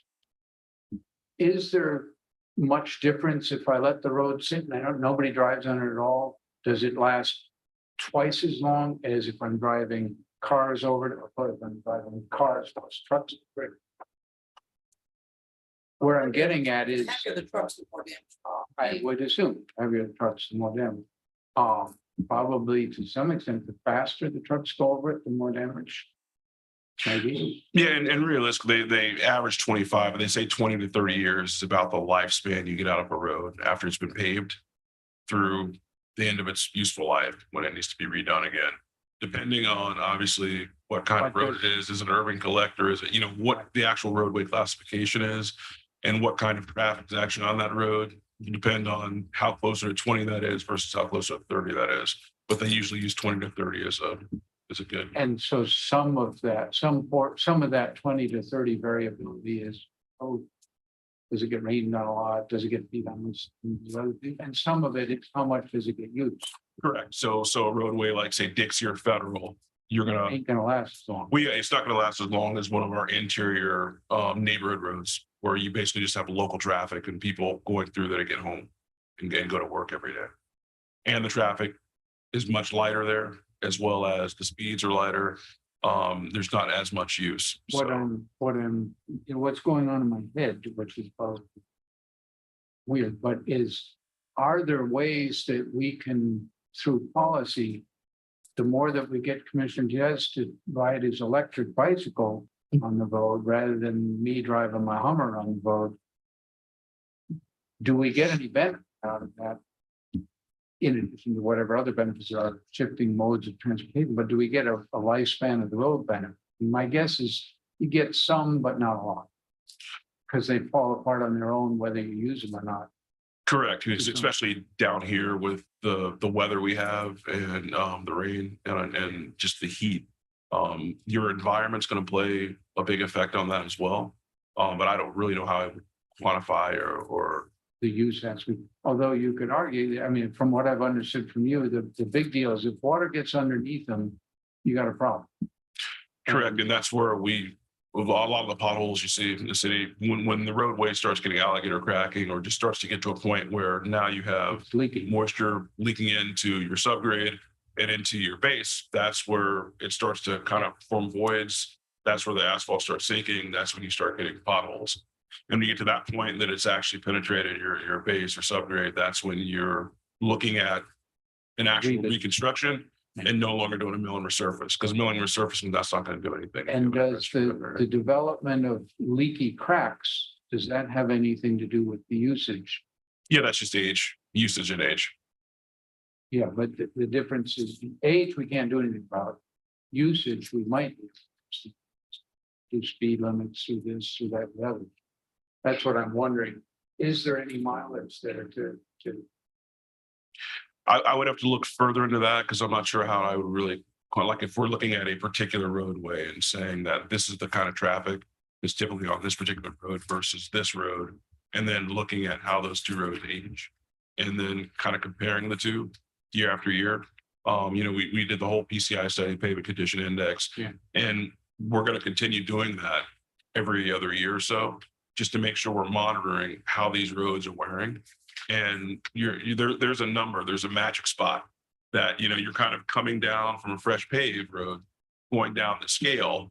If you can catch it and do a preservation method, it brings it back up. So the goal is to keep catching it before it hits that point where you can no longer save that road. And now you're looking at full reconstruction. And unfortunately, a lot of our roads fell beneath that magic point. So there was no catching at that point. But yeah, I have to look further into that. I don't have a specific answer for you as far as being able to quantify But we can talk how about too, faster. when we start having we're gonna have our presentation on mobility and our mobility plan and things like that. And that's one of the goals of that is to hope that we can keep some of those development fees in the city. So if we can get the gas tax fully transitioned over to road maintenance, and then we also can keep some of those impact fees in the city to work towards our mobility efforts, maybe that can help us maintain our roads too. Among whatever all other alternative mobility stuff is that we have going on. It'd be hopefully getting some of an actual mobility fee in Mhm. lieu of an impact fee. And Right. that's what you're seeing at the county level right now is they don't mind if the municipalities go forward with a mobility fee, they still want their impact fee, Mhm. which And then they go spend it out west. which is like a double dip if you're trying to develop something. Right, So right. that's the struggle. It's real. Yeah, I'm gonna jump in here. Wrap us up. Sorry. Sorry. If we can turn to the next page. Operational budget drivers, I'm not going to go through each one of these we talked about them, but I'm just going to bring you down to the last bullet. And so just like capital, we have to come up with a plan. We have to come up with, criteria, et cetera, et cetera, et cetera. We have to take care of the things that we have to first and then start adding. Same principle for the operating budget. I'm not saying don't fund any supplemental budget requests, but what I'm saying is once you add it, it becomes additive. And that's how you start your budget creep. You add. So when we get 3 years down the road, for illustration purposes and tax revenues go down, now you have this 3-4 years of budget creep. And now all of a sudden, boom, okay. So just as you evaluate a lot of them are small dollars. But you do small dollars over and over and over again 1 year and then multiple years and it grows. You just need to be aware of the unintended consequences. Last slide being, and you have this information, supplemental budget requests and CIPs by fund. Since you have that already, unless you want to go through it. And then we talked about CIP considerations. So, yes, ma'am. But of course, it's asked multiple times since I've been in office, I've asked it. What is left in petty sales accounts? The numbers have been all over the map. You have a definitive answer of what was not spent on the previous commission.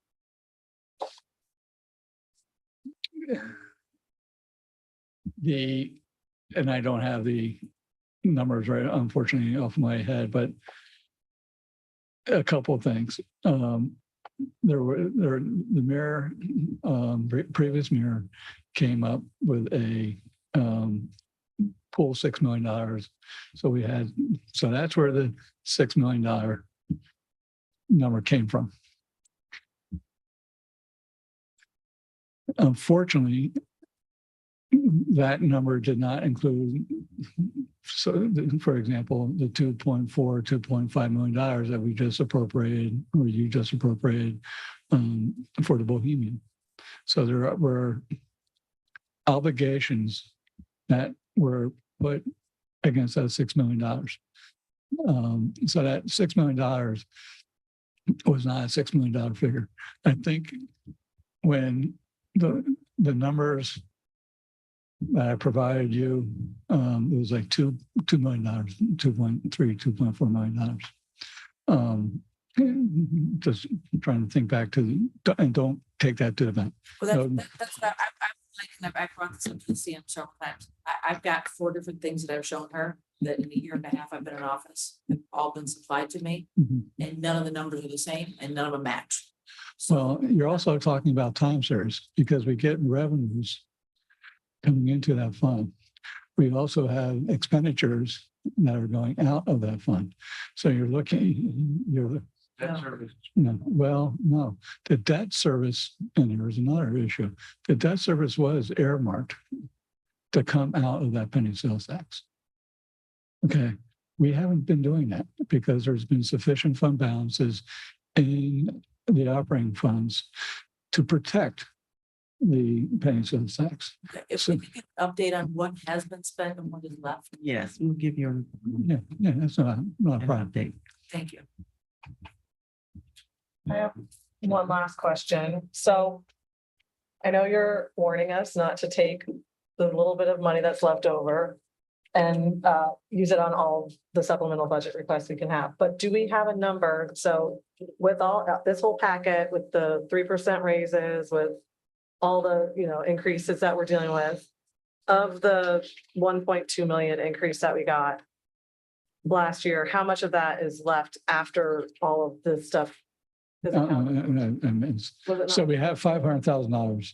If you go back to page 1, all So, the way back, go all the way back to the first page, The difference between revenues and spending, about $500,000. okay, so $545,000. that's after all the stuff's been consolidated, all the increases baked in. All the bit, yeah, everything's baked in. What's not been baked in is that list of supplemental budget requests or capital or those kind of things that we have to go through and make decisions on. So we could go here and we could say, we're gonna fund 10 of these $50,000 projects, but we're thinking we should keep some of that in fund balance to protect us against the future and not. Yeah,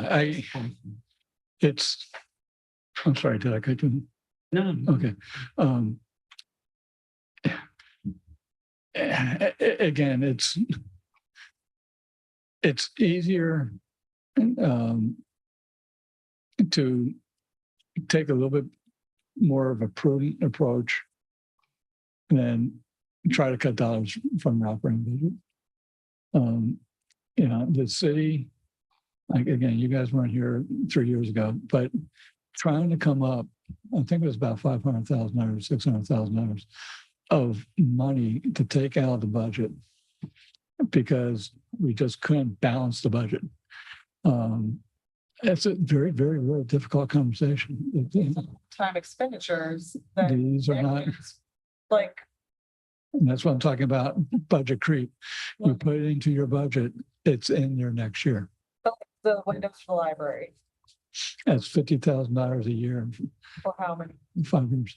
for 5? Okay, so Mm. every single one. Now, I would say if you're, here's a good conversation. $50,000 to protect an asset. I'm not going to argue with that. Okay, $50,000 for pencils. I don't know. You know, that $50,000 may not be the best way to spend those dollars. But if you're putting money into maintaining, that's going to give you dividends. You know, that's well worth the investment. I thought we did approve money for impact windows. You have done that over and over and over again, but it's not for the same project. Because impact windows cost so darn much. It's a little bit each year. This building just was completed, I think, about 2 years ago. We have to do the same thing for the annex. You know, so it's just an expense that keeps getting. I think you did it a little bit, but not the entire project. The entire project, correct me if I'm wrong, it's $250,000, $300,000. A portion of it. We did a portion. Was approved last year was for the library, not for the else. Yeah, so like Bruce mentioned, like for this building, this was a I think it took us 5 or 6 years to complete City Hall because it's so expensive and we only have so much that we actually can get allocated through the CIP. So we basically take whatever we can get and we'll do as many windows as we can do with that amount for that year. Same thing next year. We'll do as many windows as we can do with whatever we get allocated. And we keep going until we're complete. But the Okay. good thing is with City Hall, perfect example, hurricane season, storms coming, we used to have to rent that lift for like $6,000 for a little over a week to put up all those black screens for the windows that weren't impact. Now the City Hall is complete, we don't have to do that. Now we still have to get the lift because we still have a second floor of the library and the annex to do. So that's still an expense, but once those buildings are done, we no longer need that lift and that expense of renting that lift. Is this $50,000 for the windows of the library, complete the library? Or no? No, it does not. How many, do we need 50,000 for how many more years? Because we did allocate funds last year to start some work on the library windows. And then now this year, you're asking for $50,000 more dollars, I just remember something. and that goes on to, It's on the phone. so you want that? So, Another 250 grand. Stan? oh, David, are you still hanging out with us? okay. Okay. Okay. All right. Oh, okay. We're fully engaged. And then like for the pier repairs. So we think we are gonna need some of this money to allocate it. Yeah, I don't know if I would take it from this $540,000. I think some of the stuff can come from, some fund balances or unspent funds or something like that. Those balances are. I will give you all that information. So you will be able to mix and match any way you wish. So we'll do the fund balance for each department and like how close it is to our goal. It has restrictions going across. Yannick did a very nice job where he has the fund balance and then the waterfall to the different buckets. And so you'll have all that and it will be updated to reflect current fund balances. They're not projected. I just want the fund balances, but there were issues that needed to be resolved. Yes, so we'll have unfortunately, fund balance is as of the end of the fiscal year. So it's not going to include the fiscal year 22 activity. So because we haven't closed the books, we don't know what that is. I don't suspect or expect any negative impacts. The only concern because of the volatility in gas or fuel prices is the electric fund, as I'm sure Ed has discussed with you, but all other funds. And then because the electric utility does the majority of their spending via bonds, there shouldn't be a big impact. So you'll have everything. You can mix and match. You know, one of the things that we're going to have to put, just as again, full disclosure, the $74,000, I think it is. $72,000 for the Bohemian. We're going to put that on, so we don't have to do a last minute appropriation like we had to do last week or this week. Last week, it'll be appropriated, so we can just pay it. So we'll have to find dollars for that, which I have earmarked. So, And the idea of the balance and also your suggested targets, like. it's actually not my suggestion. It's your adopted policy. Based on GFO, somebody. Something above it, so you could spend. Yeah, exactly. We'll have the recommended amounts per policy, and then the unencumbered amount that you can play with. Okay. Okay, but again, yeah, the unencumbered amount doesn't. Expect that to be too big. Well, some of the accounts, because we did a rebalancing of the, or the restructuring of the balance sheet, you know, we went from a -3 to a +6 down to beach fund. You know, so we were able to do things. So, you know, there is money in some of these funds after the waterfall, but I'm still looking to keep working capital for that Cat 5 hurricane that is knocking on our door. Because if I don't have working capital, we can't get the city back online, right? So we have to be very, very careful of that. That's, I think, what it was. Give us some of these comments. Yes, I mean, you'll have it. Don't worry. Well, I appreciate all the additional information that we requested, that you have very professionally been able to provide us this additional packet tonight. So I'm looking forward to your next packet. And more, that's right. Yeah.